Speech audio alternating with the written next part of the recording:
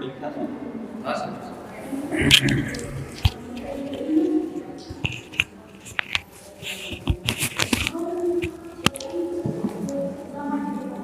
નમસ્તે બધાનું. આપણે ટી બ્રેક પછી બધાનું ફરીથી સ્વાગત છે. આપણી સાથે કેલ્વિનભાઈના મમ્મી પણ જોડાયેલા છે, એમનું પણ સ્વાગત છે શિબિરમાં. અને બેનનો પણ પરિચય આપી દઈએ. ઓકે, તો આપણે કેટરિંગની જે વ્યવસ્થા સંભાળે છે કેલ્વિનભાઈના વાઈફ અને એના મમ્મી પણ જોડાયા છે. તમારું સ્વાગત છે શિબિરમાં. તો બ્રેક પહેલાં આપણે જે ચર્ચા કરતા હતા એ જરૂરી લાગે છે આપણને? શું લાગે છે કે આ ચર્ચા થવી જરૂરી લાગે છે? જરૂરી છે આપણા માટે? તો આ કોઈ એક વ્યક્તિની વાત નથી કરતા, સમગ્ર માનવજાતની અત્યાર સુધીની સફર અહીંયા સુધીની છે. જો આ વસ્તુ આપણને સમજાઈ જાય ને તો એકબીજાને દોષ દેવાનું પણ આપણે ઘટી જશે. કારણ કે બધાની સ્થિતિ આ જ છે. બધાની સ્થિતિ જો આ જ છે તો હવે આપણે આગળ શું સમજવાનું બાકી છે એના તરફ ધ્યાન જવું જરૂરી છે. કોઈ પ્રશ્ન હોય તો એ પણ આપણે લઈ શકીએ. અહીંયા સુધીની જે ચર્ચા થઈ એમાં કોઈ પ્રશ્ન હોય તો એ પણ લઈ શકીએ. છે કોઈ પ્રશ્ન?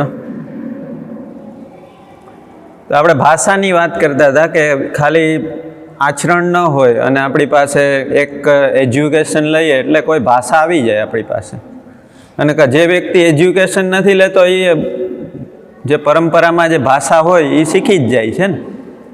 આપણા છોકરાને ગુજરાતી બોલવા માટે કોઈ સ્કૂલમાં મોકલવા નથી પડતા, એ શીખી જાય છે આપણને બોલતા જોઈને.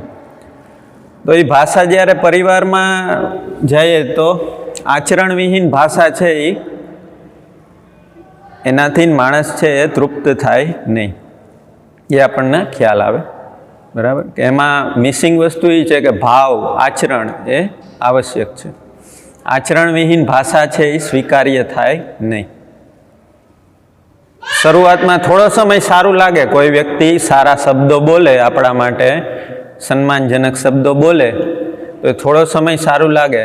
પણ આપણે પરિવારમાં તો 24 કલાક અને આખી જિંદગી જેની સાથે જીવવાનું છે તો ખાલી ભાષાથી ચાલે નહીં. એટલે જે એન્ગેજમેન્ટ બાદ કલાકોને કલાકો ફોનમાં જે વાતો થતી એ એક સમયે લુખી લાગે. હવે કદાચ આપણું જો આચરણ એ પ્રકારનું ના હોય, એ સમયે આપણે જે સપનાઓ સેવ્યા હોય, જે કામનાઓ રાખી હોય, જે ઈચ્છાઓ રાખી હોય અને એ પ્રકારે પછી આચરણમાં પ્રસ્તુત ન થઈ શકીએ તો એ ગેપ આપણને દેખાય છે અત્યારે. અત્યારે 24 કલાક ભેગા હોવા છતાં પણ ઘણી વખત વાતચીત કરવાનો કોઈ સ્કોપ નથી બનતો, અથવા તો કોઈ મુદ્દા જ બચતા નથી. એટલે વાતચીત થાય તો શું થાય? સવારે ઉઠીએ તો નાસ્તો શું બનાવવો છે, નાસ્તો પછી બપોરે જમવાનું શું બનાવવું છે અને સાંજે શું જમવાનું બનાવવું છે, આટલી વાત. રાશન ખૂટી ગયું હોય તો એની વાતચીત થાય, કપડાં કંઈક ખૂટી ગયું હોય, સુવિધામાં કંઈક ખોટ આવી હોય તો એની વાતચીત થાય. બધા પુરુષોની તકલીફ એ છે કે એની પાસે જે વિષયો છે એ સ્ત્રીઓ સાથે ચર્ચા કરવા જેવા નથી. ક્રિકેટ ને રાજનીતિ ને અલ્ટિમેટલી એટલે ભાષાને કારણે થાય શું કે સંબંધોમાં જીવતી વખતે વસ્તુ આપણને દેખાય, ઉણપના રૂપમાં દેખાય. એ જ વસ્તુ જ્યારે સમાજ છે એમાં માત્ર આપણે જોઈએ કે રાજનેતાઓ છે, ધર્મગુરુઓ છે, એ આચરણવિહીન ભાષાનો જ્યારે પ્રયોગ થતો હોય, આચરણવિહીન ભાષાનો પ્રયોગ થતો હોય તો એ દંભના રૂપમાં સમાજમાં દેખાય. માણસ છે ઓળખી જાય કે આ ખાલી ભાષા છે, આવું જીવતા તો નથી.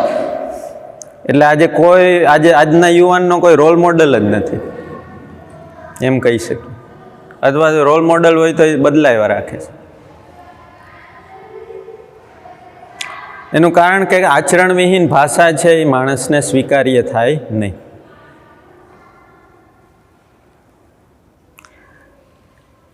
નેક્સ્ટ જે મુદ્દો છે, જે છેલ્લો લાસ્ટ પોઈન્ટ આપણે આજની સમીક્ષામાં ચર્ચા કરવા જેવો મને લાગે છે કે સુવિધાઓની બાબતમાં આપણે ઘણા બધા ઇન્ડિપેન્ડન્ટ થયા છે. કે ઘણી બધી ટેકનોલોજીનો ઉપયોગ કરીને સુવિધાઓનું ઉત્પાદન કરવાની પણ ઘણી બધી ટેકનોલોજી આપણી પાસે આવી ગઈ છે. એટલે આપણે જે બ્રેક પહેલાં વાત કરતા હતા કે જે કોઈ વસ્તુ આપણે અત્યારે ઈચ્છીએ છીએ ને એને આપણે ઉત્પાદિત કરી શકીએ એટલી ક્ષમતા માણસે વિકસિત કરી, જેને આપણે કાલ સાથે કનેક્ટ કરીએ તો એ ખ્યાલ આવે કે મનાકારને સાકાર કરવાના પક્ષમાં આપણે ઘણું બધું કર્યું છે. બરાબર. અને એની ખરીદી કરવા માટે પણ આપણે સક્ષમ બન્યા. જે સુવિધા માર્કેટમાં હતી એને ઘર સુધી કેમ લઈ આવી એના માટે પણ આપણે પ્રયાસ કરીએ છીએ. પણ સુવિધા છે, હવે ધ્યાન આપજો, સુવિધા છે એનો ઉપયોગ ને સદુપયોગ ખબર નથી.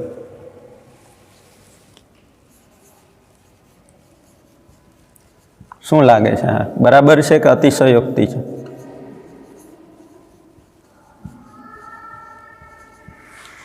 એટલે ઘણા કહે ને કે મોબાઈલ છે એ બહુ હેરાન કરે છે. લેતી વખતે તો આપણને ધ્યાન નહોતું ગયું.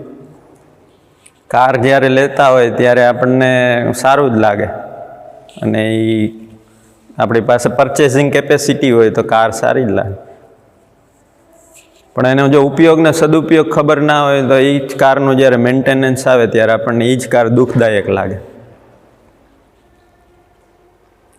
તો એવું કેમ થાય છે? તો કે સુવિધા જે છે એનો ઉપયોગ ને સદુપયોગ ખબર નથી. કયા અર્થમાં એ સુવિધા છે એનો ઉપયોગ અને સદુપયોગ છે એ ખબર નથી.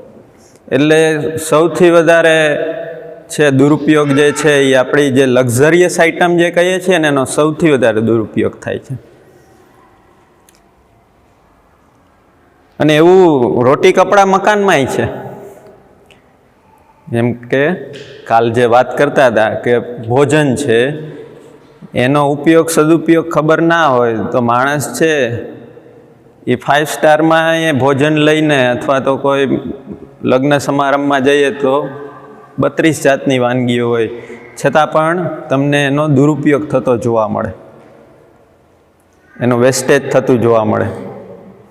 અને કાલે ડેટા જીગરભાઈ મૂક્યો હતો કે જેટલું અનાજનું ઉત્પાદન છે ભારતનું એટલું છે કે આખા ભારતની વસ્તીને 3 ગણા જેટલી રિક્વાયરમેન્ટ છે એના કરતાં 3 ગણું ઉત્પાદન છે.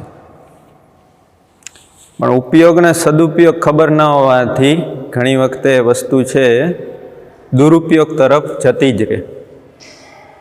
બરાબર. આજે આપણે સૌથી વધારે સમસ્યા જે છે જે ટેકનોલોજીને આપણે રંગે ચંગે ઘરમાં લઈ આવ્યા હતા એનાથી જ તકલીફ છે કે બાળકો છે મોબાઈલના વ્યસની ન થઈ જાય, બાળકો ટેલિવિઝનમાં ન જોવાની ચેનલ ન જોવે, અથવા બાળકો ઇન્ટરનેટ ઉપર કોઈ એવી વેબસાઇટ ઉપર કે ના જતા રહીએ કે જેના માટે હિતાવહ ન હોય. આપણી અસુરક્ષા ચિંતાઓનું એક કારણ આ પણ બન્યું છે.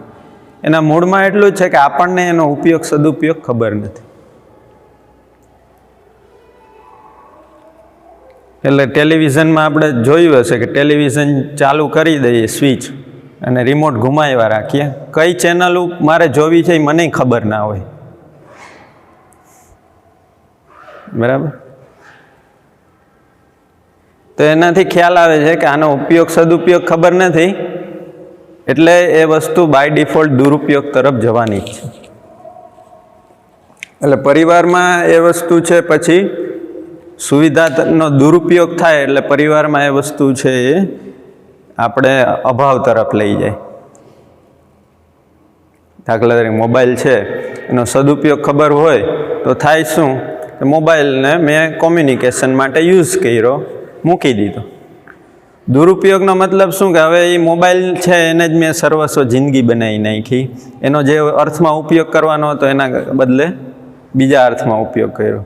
તો જે સમય પરિવારને આપવાનો હતો એ સમય મેં સુવિધાઓ તરફ ખર્ચી નાખ્યો. તો એકચ્યુઅલી પ્રોબ્લેમ સુવિધામાં નથી, એ ધ્યાન આવે છે. મોબાઈલ છે એ પ્રોબ્લેમ નથી, પણ એનો ઉપયોગ સદુપયોગ ખબર ન હોવાથી એકચ્યુઅલી દુરુપયોગ સુવિધાનોય થાય છે ને મારા સમયનો એ દુરુપયોગ થાય છે. અને એનાથી પરિવાર છે એમાં અભાવ ઉત્પન્ન થાય. પરસ્પર સંબંધો છે એમાં એક વ્યક્તિ માટે મોબાઈલ છે એ એને પરિવારના સંબંધીઓ કરતાં એ સૌથી ઇમ્પોર્ટન્ટ વસ્તુ બની જાય એવું લાગે કે સૌથી વધારે સમય મોબાઈલ ઉપર કાઢતા હોય. એટલે સોમભાઈ ઘણી વખત કહે ને કે આજના બાળકોને પૂછવું, એ પ્રશ્ન પૂછવો ડેન્જરસ છે કે તારા મમ્મી પપ્પા જોઈએ કે મોબાઈલ. સંભાવના છે કે એમ કહી દે કે મોબાઈલ જોઈએ, મમ્મી પપ્પા નહીં હોય તો ચાલશે. તો એના રૂટમાં જોઈએ તો એ જ ખ્યાલ આવે કે એનો ઉપયોગ સદુપયોગ આપણને ખબર નથી, તો નેક્સ્ટ પેઢીમાં તો એ દુરુપયોગના રૂપે જવાનું છે. ઓકે, અને એ દુરુપયોગનો અગેન સમાજમાં કઈ રીતના થાય એ વસ્તુ પર્ક્યુલેટ કે માણસને ઉપયોગ સદુપયોગ ખબર નથી, બરાબર. તો મોબાઈલનું જ ઉદાહરણ લઈએ, ઉપયોગ સદુપયોગ ખબર નથી એટલે એના જેટલા પણ સુવિધાને એક્સટેન્ડ કરવાના કે ફીચર્સ છે એનું માર્કેટિંગ કરીને એ લોકો છે તમને તમારો મોબાઈલ છે બકવાસ છે, બરાબર. આપણે કીપેડવાળો મોબાઈલ યુઝ કરતા ને એનાથી વાત થતી અને મેસેજ ટ્રાન્સફર થતા, બરાબર. પણ આજે આપણને એ નથી ગમતો. કદાચ જરૂરિયાત છે કે નહીં એ અલગ વસ્તુ થઈ ગઈ, મારી આવશ્યકતા છે કે નહીં અલગ વસ્તુ થઈ ગઈ, પણ બધાને ટચ સ્ક્રીનવાળો મોબાઈલ જોઈએ છે, બધાને ઇન્ટરનેટ ચાલતું હોય એવો મોબાઈલ જોઈએ છે, બધાને ફેસબુક વોટ્સઅપની ફેસિલિટી હોય એવો મોબાઈલ જોઈએ છે. એની ખરેખર આવશ્યકતા છે કે નહીં આપણે જોવું જોઈએ, બરાબર. હોય તો મને કોઈ વાંધો નથી, પણ છતાં એ આંધળી દોડ તરફ મૂકીને આપણે એ પરચેસ તો કરી લઈએ છીએ, પછી જોઈએ છીએ એનો ઉપયોગ સદુપયોગ તો પછી વિચારીએ છીએ. પહેલાં તો પરચેસ કરી લઈએ છીએ. એલઈડી ટીવી માર્કેટમાં આવે એટલે આપણું ઓલો ડબ્બો ટીવી હોય, બરાબર, એ આપણને બકવાસ લાગે. પછી એલઈડી ટીવીનો ઉપયોગ સદુપયોગ શું છે એ આપણને ખબર છે કે નહીં, પણ એલઈડી ટીવી જરૂરી છે કાં તો કે ભાઈ માર્કેટિંગ કોણ કરે છે એનું? સેલિબ્રિટી કરે, સેલિબ્રિટી આપણા રોલ મોડલ. તો ઉપયોગ સદુપયોગ ખબર ના હોવાથી માર્કેટ છે એ તમને સુવિધાઓ તરફ વધારે દોરે, બરાબર. તમે કોઈ ઘર પરચેસ કરવા જાઓ બિલ્ડર પાસે એટલે એવું ઇન્ટિરિયર એક્સટિરિયર તમને દેખાડે ને કે આનાથી વિશેષ તો કોઈ તમે ઘરની કલ્પના જ ન કરી શકો, સ્વર્ગ અહીંયા જ છે. એવું ઇન્ટિરિયર એક્સટિરિયર ને આખી બધી તમને ફેસિલિટીના દર્શન કરાવે. હવે એનો ઉપયોગ સદુપયોગ મારે છે કે નહીં મને ખબર નથી, કે મને સ્વિમિંગ પુલમાં હું રોજ જઈશ કે નહીં, અથવા તો થિયેટર છે એ મારે જરૂરી છે કે નહીં એ ખબર નહીં, પણ આપણને સુવિધાઓની આવશ્યકતા એનો ઉપયોગ સદુપયોગ ખબર ન હોવાથી આપણે કસ્ટમર તરીકે છેતરાઈ જઈએ છીએ અથવા તો માર્કેટનો ભોગ બની જાય છે. કેટલી બધી પ્રોડક્ટ આપણી ઘરમાં એવી હોઈ શકે કે જેનો ઉપયોગ સદુપયોગ આપણને ખબર નથી. કોઈને ભૂલથી પૂછી લઈએ કે ભાઈ ટીવીનો ઉપયોગ સદુપયોગ શું છે? ઘરમાં બધાના ઘરમાં આ ટીવી છે, ટીવીનો ઉપયોગ સદુપયોગ શું છે? તો પ્રશ્નનો જવાબ આપવો અઘરો થઈ જાય છે લોકોને. મનોરંજન, સુખ છે, અગેન પાછું સુખ તરફ જ જાય કે માણસના બધાય પ્રયાસ સુખ માટે છે, અને સુખમાં એટલું જ સમજાણું છે કે સુવિધા બરાબર સુખ. માણસને એટલું જ હજી સમજાણું છે. એટલે ફરી પાછું ત્યાં ને ત્યાં જ આવીને ઊભું રહીએ. એટલે એ જે મિસઅન્ડરસ્ટેન્ડિંગ છે, આપણી ગેરસમજ છે, એના કારણે આપણું પરિવારમાં એ જીવવાનું શક્ય ન બને, અભાવમાં જીવીએ, અને સમાજ છે એમાંય માર્કેટમાં આપણું શોષણ થાય, આપણે માર્કેટનો ભોગ બની જાય એક વ્યક્તિ, અને એ ભોગ બને એટલે એના બાળકો પણ ભોગ બને. આપણે સદુપયોગ ખબર ના હોય ટીવીનો એટલે બાળકોમાં છે એ જવાનું જ છે, એ તમારે કહેવું નહીં પડે. આપણને મોબાઈલનો ઉપયોગ સદુપયોગ ખબર નથી એટલે બાળકો છે એનો દુરુપયોગ કરવાના જ છે. તમે એને રોકી નહીં શકો, કારણ કે બાળકો છે એ માતા પિતાને અથવા તો વડીલોને જ અનુસરે. આપણને ભોજનનો ઉપયોગ સદુપયોગ પ્રયોજન ખબર નથી તો એ ભોજન જેવી સામાન્ય બાબત છે એ પણ આપણા માટે સમસ્યાજનક બની જાય. એટલે રોજ સૌથી મોટો પ્રશ્ન પરિવારમાં શું છે કે આજે શું બનાવશું, એમાં સાંજે શું બનાવશું એ પ્રશ્ન છે. પરિવારમાં એ વસ્તુ સ્પષ્ટ હોય કે પોષણયુક્ત આહાર જે કંઈ હોય બનાવો, તો સાસુને પૂછવાની જરૂર નથી, પતિને પૂછવાની જરૂર નથી, કારણ કે બધાને ખબર જ છે કે જે કંઈ આહાર બનશે રસોડામાં એ પોષણયુક્ત જ બનશે. આપણી બધાની એના માટે સહમતિ છે, સ્વીકૃતિ છે. હવે એ ન હોય, ભોજનનું પ્રયોજન સ્પષ્ટ ના હોય તો એ ભોજન જેવી સામાન્ય બાબત છે એ આપણા માટે માથાનો દુખાવો બની જાય. અને એટલે આ વસ્તુ વિચારવા જેવી છે કે 10,000 વર્ષનો લિખિત ઇતિહાસ છે આપણી પાસે, લેખિત ઇતિહાસ છે કે 10,000 વર્ષ જૂનો. હજી આપણે શું ખાવું ને શું ન ખાવું ની ખબર નથી.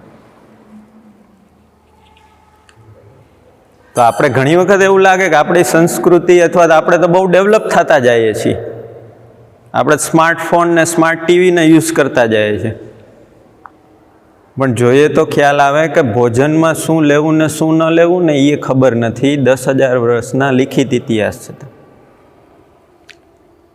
મકાન છે એનો પર્પઝ શું છે, એનો ઉપયોગ સદુપયોગ શું છે એ ખબર ન હોય તો આખી જિંદગી માણસ મકાન પાછળ જ કાઢી નાખે છે. એને લાઈફનું એકમાત્ર સપનું હોય મકાન અને કાર, આ બે તો બાય ડિફોલ્ટ હોય, અને 50 વર્ષ સુધી એની લોન ભર્યા રાખે. આખી જિંદગી માણસે પછી લોન ભરવાની થાય એટલે અપમાનજનક પરિસ્થિતિમાં નોકરી તો કરવી પડે, કારણ કે એના વગર છૂટકો નથી.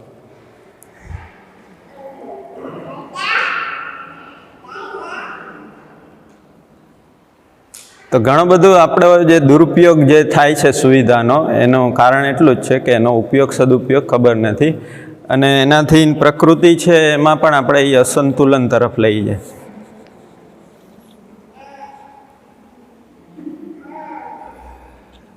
એટલે જે જીગરભાઈ જે આંકડા રજૂ કર્યા એ બહુ ધ્યાન દેવા લાયક છે કે જો ભારતની વસ્તી કરતાં 3 ગણું અનાજનું પ્રોડક્શન કરવાની પહેલાં તો જરૂર શું છે? જરૂર એટલી જ છે કે જરૂર એટલે ઊભી થઈ કે ભાઈ માણસને ઉપયોગ સદુપયોગ ખબર નથી તો એને તમે ગેરમાર્ગે દોરી શકો. બાકી કોઈ પણ પ્રકારનું રાસાયણિક ખાતર વગર ઉત્પાદન થઈ શકે ને આખા દુનિયાની વસ્તીને જમાડી શકે એટલું કેપેસિટી પૃથ્વીમાં હજીએ છે. પણ છતાંય માણસને સદુપયોગ ખબર ન હોવાથી થઈ શકે કે આખું પૃથ્વીનું અનાજ છે એકલો વ્યક્તિ ખાઈ જાય. કરપ્શન આપણે જોઈએ ને, આપણે એના કેસ ખબર છે એટલે એની ચર્ચા બહુ નહીં કરીએ કે અનાજના ગોદામો છે એમાં સડી જાય અને એક વ્યક્તિ છે એની ભૂખ ભાંગતી નથી. તો માણસ છે એને જ્યારે એ સમજ ન હોય ત્યારે એ કેવડું મોટું સ્વરૂપ ધારણ કરે એ આપણે સમજી શકીએ. તો આટલી વાત મારે મૂકવાની હતી. આ વસ્તુમાં કોઈ પ્રશ્ન હોય તો આપણે લઈ શકીએ. ત્યારબાદ હવે આપણે છે ને જે 2 દિવસમાં ચર્ચા થઈ એને થોડીક સમરાઇઝ કરશું કે આપણે એ જે ચર્ચા કરી એનાથી આમાંથી કેટલા પ્રશ્નોના આપણને હલ મળે છે. બરાબર? જે વસ્તુ ખબર નથી એ તો હાલો કે સ્વીકાર થાય છે કે નથી ખબર ને એના આપણને પરિણામો દેખાય છે કે જે વસ્તુ માણસને ધ્યાનમાં જ નથી આવી, ખબર જ નથી, તો એના પરિણામો આપણને દેખાય છે. પણ હવે એનું સોલ્યુશન શું? તો આપણે જે 2 દિવસ ચર્ચા કરી એમાંથી ઘણા બધા સોલ્યુશન આપણને મળશે, અને આગળ પણ આપણે જે ચર્ચા કરશું એમાંથી પણ ઘણા સોલ્યુશન મળશે. જેમ કે અત્યારે 2 દિવસની જે ચર્ચા કરી એમાં સુખ વસ્તુના રૂપમાં શું છે એની થોડી ઘણી આપણે વાત કરી લીધી. બરાબર? હજી એમાં વધારે સ્પષ્ટતાની જરૂર હોય તો આપણે કરશું. બરાબર? સુખ આપણે આગળ વધીએ છીએ. આજના દિવસમાં આપણને એ પણ સ્પષ્ટ થશે કે આ વ્યવહાર છે એનો હેતુ શું છે, અને વ્યવહારના અંતે આપણે ફલ પરિણામ શું જોઈએ છીએ, અને વ્યવહાર કરીને તૃપ્તિ મળે કે નહીં. બરાબર? તો ઇન્ડિવિજ્યુઅલ લેવલ આજના દિવસમાં આપણે આ ચર્ચા કરી શકશું. અને ધીરે ધીરે એ પણ સ્પષ્ટ કાલની ચર્ચા ઉપરથી એ પણ ખબર પડી હશે કે સુવિધા છે એનો ઉપયોગ સદુપયોગ પ્રયોજન છે એ સ્પષ્ટ થવું જરૂરી છે. તમામ સુવિધાઓ છે એ શરીરના પોષણ, રક્ષણ અને સમાજ ગતિ માટે છે. એવી કાલ વાત થઈ હતી કે નહીં? તમામ પ્રકારની જે સુવિધાઓ જે છે એમાં આપણે સુવિધા અને સામાન્ય આકાંક્ષા અને મહત્વાકાંક્ષામાં આપણે કેટેગરાઇઝ કરી હતી કે આહાર, આવાસ, અલંકાર અને દૂરગમન, દૂરશ્રવણ ને દૂરદર્શન એ શરીરના પોષણ, રક્ષણ અને સમાજગતિ માટે છે. તો ત્યાંથી એનું પ્રયોજન છે એ સ્પષ્ટ થાય. એના સિવાયની બાકીની સુવિધાઓ છે એ દુરુપયોગ તરફ જઈ શકે.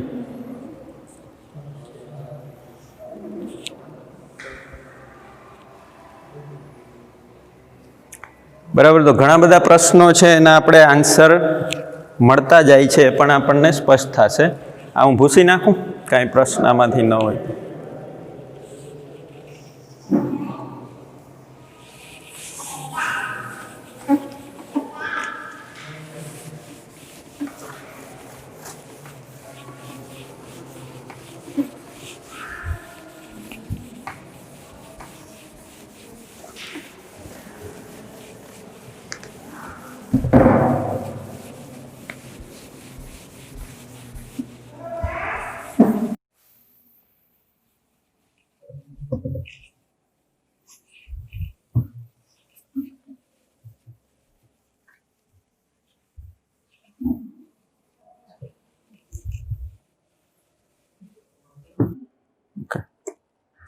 તો પહેલા દિવસે જે ચર્ચા થઈ એમાં એક પ્રશ્નનો આપણે જે વસ્તુ ખબર નથી વાળો જે એરિયા આપણે લખ્યો હતો એ સુખ છે વસ્તુના રૂપમાં શું છે એ આપણને ખબર નથી.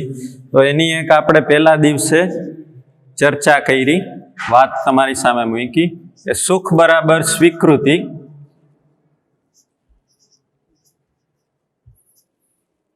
એની એક પરિભાષા આપણે એ પણ જોઈ હતી, સુખ બરાબર તાલમેલ. અને એક પરિભાષા આપણે જોઈ હતી સુખ.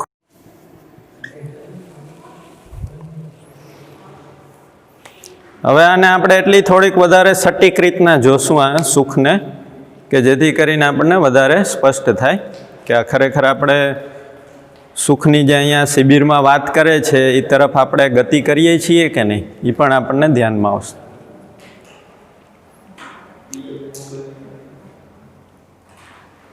તો અહીંયા ગીતા પાસે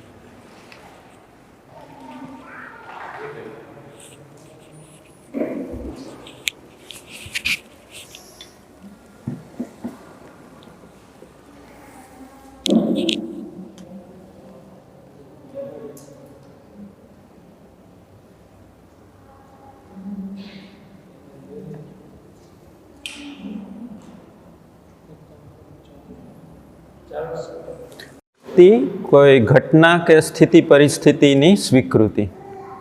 બરાબર.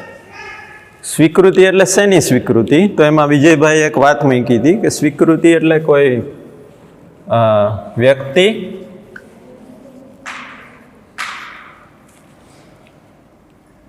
કોઈ ઘટના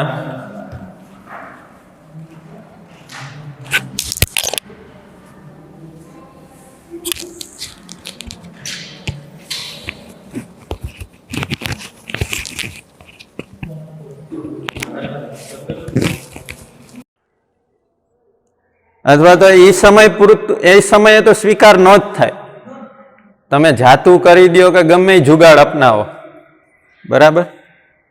હવે મારો આ બધા લોકો આ વસ્તુ સાથે સહમત છે કે આવું થાય આપણી સાથે, કે એ સમયે તો વ્યક્તિ સ્વીકાર થાય જ નહીં. હવે હું એમ કહું કે જો મારે સુખ મેળવવું હોય તો સ્વીકૃતિ બરાબર સુખ એમ પરિભાષિત કરીએ તો એ વ્યક્તિની સ્વીકૃતિ કેમ બનેલી કઈ રીતના રહી શકે? કાલની ચર્ચા ઉપરથી, કાલે જીગરભાઈએ જે માનવમાં વ્યવસ્થા એને વાત કરી એના ઉપરથી આપણે કહી શકીએ કે ના, સ્વીકૃતિ બનેલી રહે. માણસને સમજ્યા પછી માણસની કોઈ પણ પરિસ્થિતિમાં એ વ્યક્તિનો વ્યવહાર છે એની સ્વીકૃતિ બનેલી રહે, એ વ્યક્તિની સ્વીકૃતિ બનેલી રહે. કાલની ચર્ચા ઉપરથી આપણે કંઈ એવું કહી શકીએ?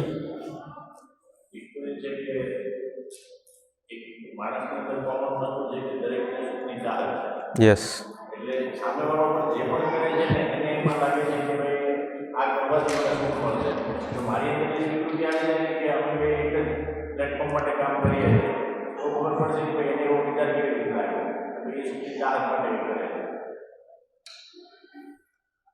તો મનીષભાઈ એમ કહે છે કે સુખની ચાહત માટે કરે છે.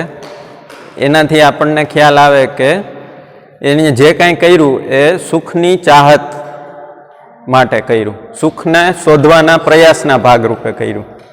એ તમારું અપમાન કર્યું અથવા તો કોઈ કડવા વેણ બોલ્યા, કોઈ ટોન્ટિંગ કર્યું.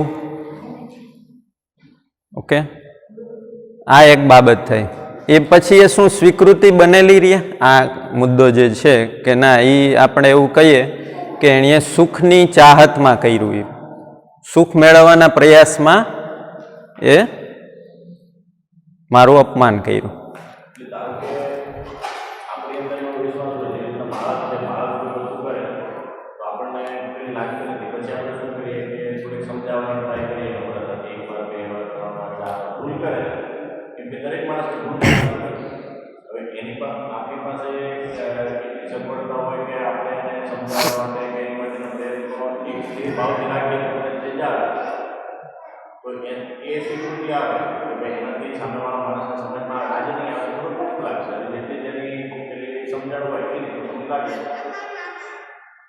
ઓકે, જેમ બાળક સાથે બાળક કોઈ ભૂલ કરે તો આપણે એની પ્રત્યે સ્વીકૃતિ બનેલી રહીએ છે અને આપણે ધીરજપૂર્વક એ વસ્તુને પ્રયાસપૂર્વક એને શીખાડવા માટે, એની ભૂલ દૂર કરવા માટે આપણે પ્રયાસ કરીએ છીએ.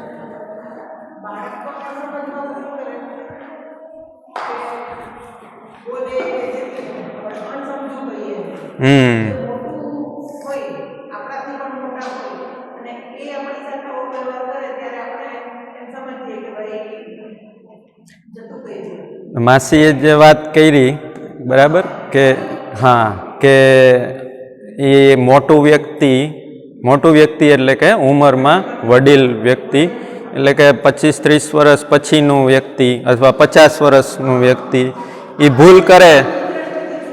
હા,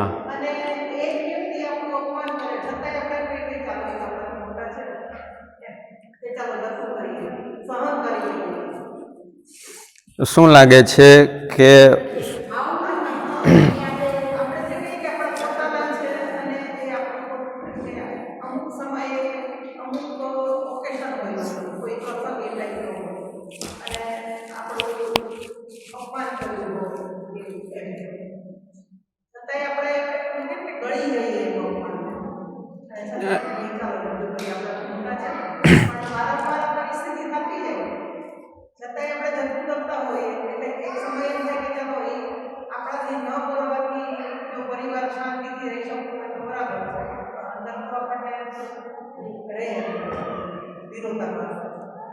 તો એક મોટા વ્યક્તિથી, ઉંમરમાં મોટા વ્યક્તિ પાસે એવી અપેક્ષા હોય કે એ વ્યક્તિ તો હવે ભૂલ ન કરવા જોઈએ અને એ વારંવાર ભૂલ થાય, બરાબર?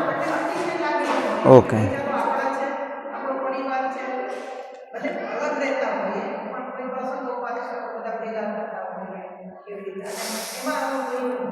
હું સમજી ગયો તમારી વાત. એટલે હવે એક પ્રશ્ન હું તમારી સામે મૂકું છું, એનાથી આ વાત વધારે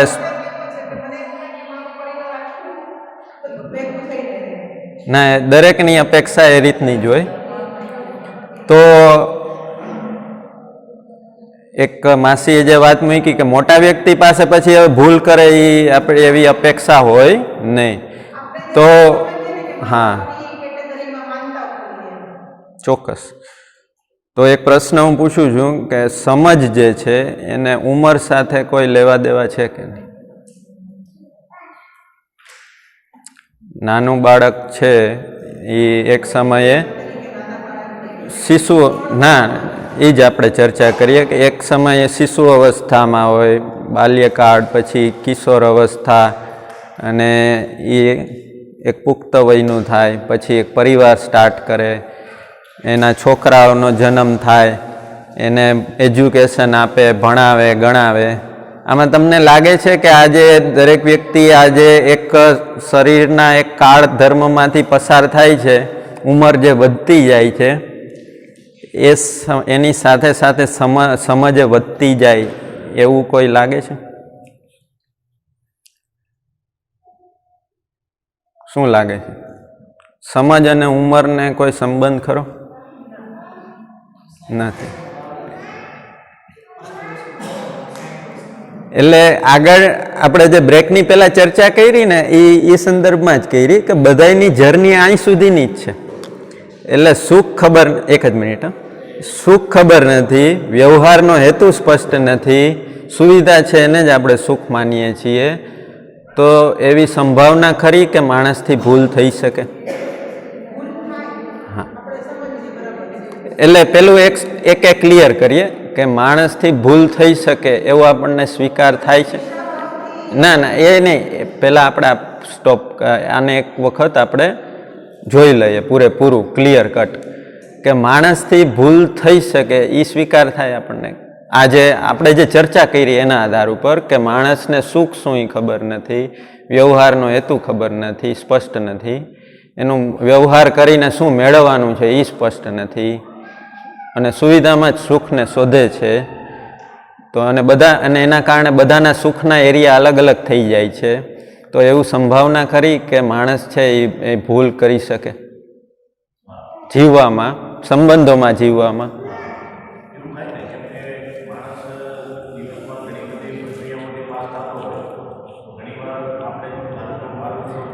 એમ નહીં, આપણે કાલની ચર્ચા ઉપરથી ને આજની ચર્ચા ઉપરથી કહી શકીએ કે ના, આ વસ્તુ જે છે ને એના કારણે ભૂલ થઈ શકે. હા, તો ઉંમર અને સમજણને કોઈ એકબીજા સાથે કાંઈ સંબંધ નથી. કદાચ સમજણની યાત્રા આપણે જે આગળની ફ્રેમમાં ચર્ચા કરી ને બધાયની સમાન છે. એ આ 2 વર્ષનો હિતાર્થ હોય, 3 વર્ષનો હિતાર્થ હોય કે કોઈ 100 વર્ષનો વ્યક્તિ અહીંયા કદાચ સભામાં બેઠેલો હોય, તો સમજણની યાત્રા અત્યાર સુધી આપણી બધાયની આટલી જ છે કે સુખ ખબર નથી, વ્યવહાર ખબર નથી, સુવિધાનો ઉપયોગ સદુપયોગ ખબર નથી, અને સુવિધામાં જ સુખ માનીએ છીએ. એટલે સુખના ચાહતમાં જે પ્રયાસે થવાના એ અલગ અલગ જ થવાના, અને એના કારણે ભેદ ઊભો થવાનો જ છે. અને એક વ્યક્તિનો જે સુખનો એરિયા હોય બીજાને કદાચ સ્વીકાર ના થાય. મારી અનુકૂળતા છે બીજાની કોઈ પ્રતિકૂળતા હોઈ શકે, અને બીજાની અનુકૂળતા મારી માટે પ્રતિકૂળતા બની જાય એવું બની શકે, કારણ કે સુખના એરિયા બધાના અલગ અલગ છે. અને એને જ આપણે કહીએ છીએ કે પરસ્પર સંબંધોમાં જીવવાનો કોઈ આધાર એનાથી બને નહીં. એટલે સંબંધોમાં અભાવ બનેલો રહે. એ અભાવ છે એ આપણને ભૂલ રૂપે દેખાય કે ઓલાએ કેમ મારું અપમાન કરી નાખ્યું, પણ એના માટે એનું સુખ જ સર્વસ્વ હોય. તો એ તમારું અપમાન શું, તમારો શોષણ કરી શકે અને તમારી હત્યાય કરી શકે, બને જ છે ઘટના સમાજમાં. બરાબર?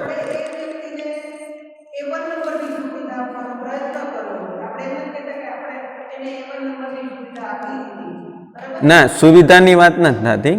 અહીંયા આપણે એ વાત કરીએ છીએ કે સમજણ ન હોય તો ભૂલ થઈ શકે.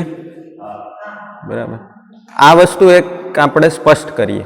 અને એ 100 વર્ષના વ્યક્તિથી થઈ શકે, અને 5 વર્ષના બાળકથી થઈ શકે, અને કોઈ 25 વર્ષના વ્યક્તિથી થઈ શકે. એનો ઉંમર સાથે કોઈ સંબંધ જ નથી.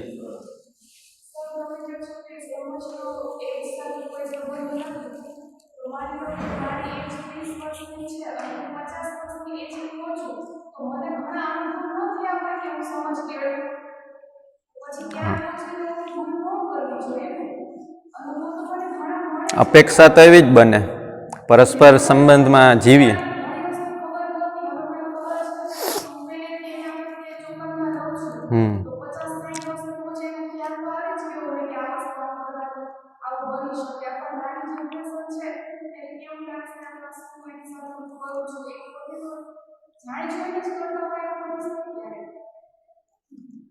શું લાગે છે? હા,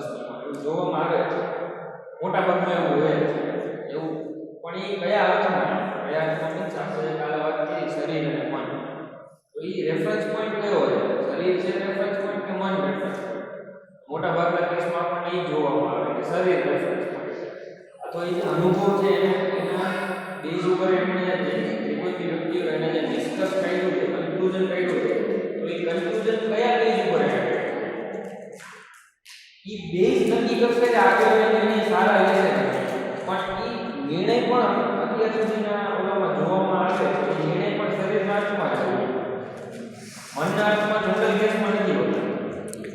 અને હોય છે તો એ સમજાયેલું નથી હોતું કે મનના પણ મનના હાથમાં તો જોવામાં આવતા છે. જનરલ કેસમાં સુખ સુવિધા ને એમાં શરીરના હાથમાં.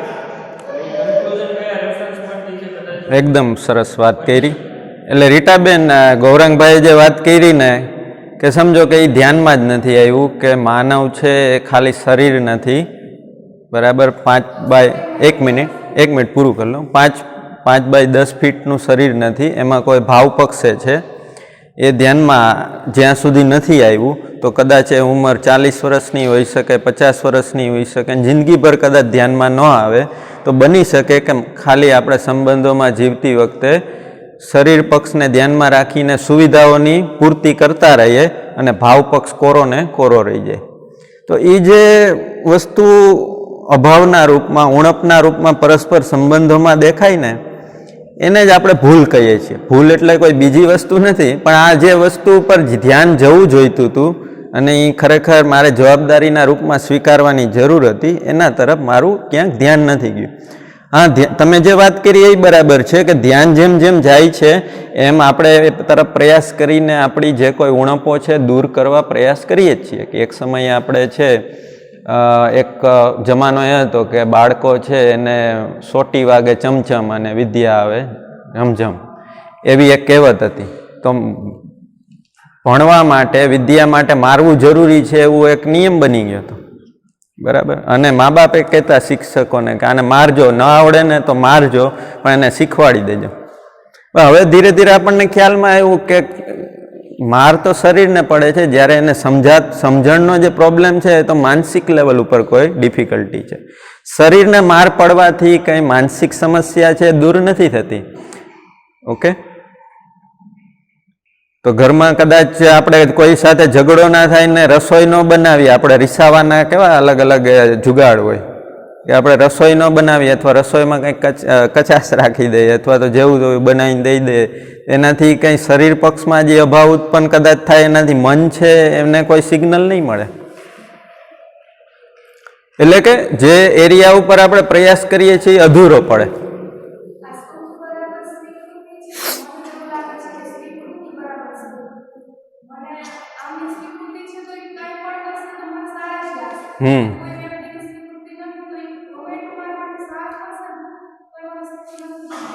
હા, એટલે આપણે એ જ સમજવા પ્રયાસ કરીએ છીએ કે હવે મારે તો નિરંતર સુખ જોઈએ. તો જીગરભાઈ પ્રત્યે તમારો ભાવ બનેલો રહીએ એટલે તમને એની સ્વીકૃતિ 24/7 છે અને લાઈફ ટાઈમ કદાચ રહે. કોઈ વ્યક્તિ એવું છે કે એને તો તમારું વારંવાર અપમાન કરી નાખે છે અથવા તમને ગમે એવા કડવા શબ્દો બોલી નાખે છે. હવે મારે 24 કલાક સુખી રહેવું છે તો કાલની ચર્ચા ઉપરથી આપણે કઈ રીતના એની સ્વીકૃતિ બનેલી રહીએ વ્યક્તિની. કાલે આપણે માણસને સમજો ને, કાલે આપણે માણસને સમજો તો માણસને સમજવાથી શું એની સ્વીકૃતિ બનેલી રહે, એ પછી અણસમજુ વ્યક્તિ હોય કે કોઈ પણ પ્રકારના વ્યવહાર કરતો હોય, માણસને સમજવાથી એની સ્વીકૃતિ બનેલી રહે. શું લાગે? કાલની ચર્ચા ઉપરથી આપણે કહી શકીએ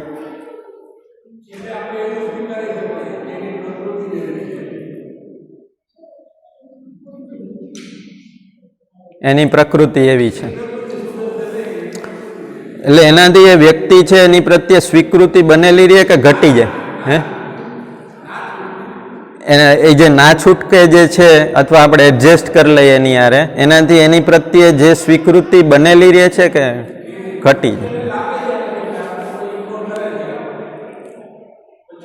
અને બીજું મહત્વની વસ્તુ શું છે કે તમે એ વ્યક્તિ સાથે એડજસ્ટ થઈ જાઓ અથવા એને ઇગ્નોર કરો ત્યારે તમારી અંદર સુખનો ભાવ રહે છે કે ક્યાંક રંજ રહે છે? બરાબર, આ વસ્તુ પકડવાની છે કે એ જે વસ્તુ એડજસ્ટ તમે કરી લ્યો કે ઇગ્નોર કરી દો એનાથી નહીં ચાલે. સ્વીકૃતિના ભાવથી જ સુખ છે એની નિરંતરતા બનેલી રહી. તો અગેન ફરી પાછો હું ધ્યાન દોરું છું કે આપણે કાલની જે ચર્ચા કરી હતી કે માણસ છે કલ્પનાશીલ છે અને કર્મ સ્વતંત્રતા છે માણસ પાસે, એ બાળક જન્મે છે ત્યારથી જ એનામાં કલ્પનાશીલતા છે, કર્મ સ્વતંત્રતાના વરદાન સાથે જ જન્મે છે. તો હવે ફરી પાછું આપણે એ પોઈન્ટ મૂકીએ કે જો સમજ ના હોય તો કલ્પનાશીલતાવશ, બરાબર, કે મારે શું વિચારવું, શું ઈચ્છા રાખવી એ ખબર ન હોય, મારે કેવી આશા અપેક્ષા રાખવી એ ખબર ન હોય, બરાબર, તો કલ્પનાશીલતાવશ અને કર્મ સ્વતંત્રતાવશ ભૂલ થઈ શકે કે નહીં? હું મારા પોતાના વિશે બોલું કે ભૂલ થઈ શકે કે નહીં? મને મારા વિશે શું લાગે છે?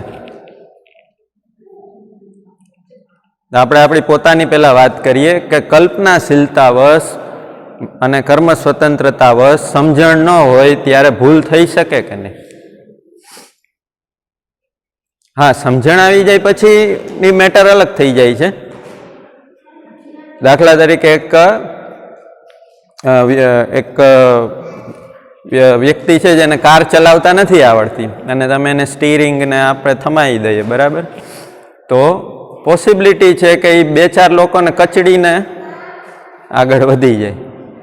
તો એવું આપણે જિંદગી સાથે થઈ શકે કે જો માણસ અને સંબંધની સ્પષ્ટતા ના હોય તો આપણે પણ આપણી જિંદગીની ગાડી છે એમાં ઘણા એક્સિડન્ટ કરતાં આગળ વધીએ જ છીએ. અને આપણો ભૂતકાળ શું છે? ભૂતકાળ આપણે યાદ કરીએ એટલે શું છે? આ બધા એક્સિડન્ટ.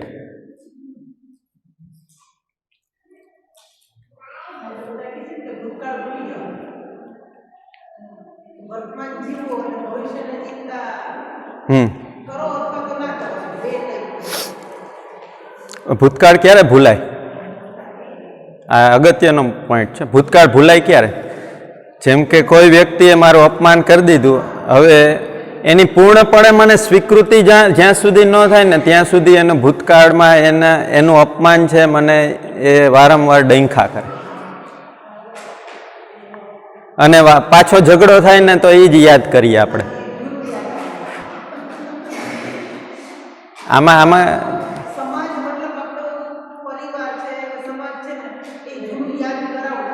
હા,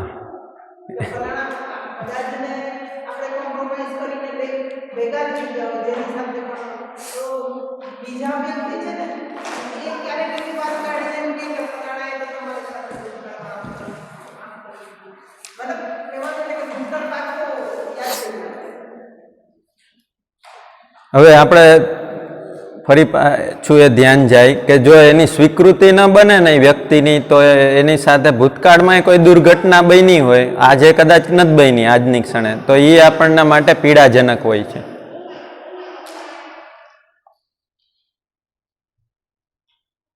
તો એટલે આ સ્વીકૃતિ મહત્વની વસ્તુ લાગે છે કે નહીં?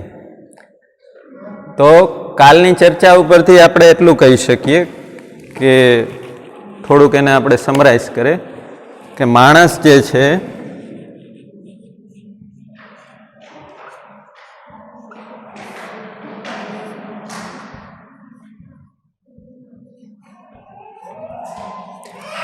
કલ્પનાશીલનો મતલબ કે જ્યાં સુધી એને સુખ નહીં મળે ને ત્યાં સુધી એ અલગ અલગ પ્રકારની વિચાર કરવા માટે એ બંધાયેલો છે. જ્યાં સુધી એને સુખનો સોર્સ નહીં મળે ને ત્યાં સુધી એ અલગ અલગ પ્રકારના તર્કો વિચારો કરવા એ બંધાયેલો છે. એ અલગ અલગ પ્રકારની ઈચ્છાઓ કરશે, અલગ અલગ પ્રકારના વિચારો કરશે, અલગ અલગ પ્રકારની આશાઓ કરશે. કાલે આપણે જે જોયું ઈચ્છા, વિચાર, આશા. તો એવું થઈ શકે કે એક જ વ્યક્તિના પોતાના વિચાર પોતા માટે વિરોધાભાસી હોય. આજે જે સ્થિતિ મને જે સ્વીકાર થાય છે કાલે કદાચ સ્વીકાર ના થાય, એવું થાય છે. જેમ કે આ કાલ રાત્રે હું એલાર્મ મૂકીને સૂતો હોય કે આજે સવારે 6 વાગે ઉઠી જવું, અને એવું નક્કી કરીને સૂતા હોય, અને છતાં આપણે 6 વાગે એલાર્મ છે બંધ કરીને પછી પાછા 8 વાગે ઉઠીએ, ત્યારે આપણી પરિસ્થિતિ શું હોય છે? આપણે પોતાના પ્રત્યે સ્વીકૃતિનો ભાવ શું હોય છે? તો એ ધ્યાનમાં આવે છે કે મારા વિચારોમાં, મારી ઈચ્છાઓમાં જે મેં નિર્ણય લીધો છે એમાં હું જ ટકી નથી શકતો. એમાં ક્યાંક ગડબડ થાય છે, અથવા તો એમ કહી શકીએ કે એમાં ક્યાંક વિરોધાભાસ સર્જાય છે. હું જે વિચારું છું એવું પ્રકારે જીવી નથી શકતો.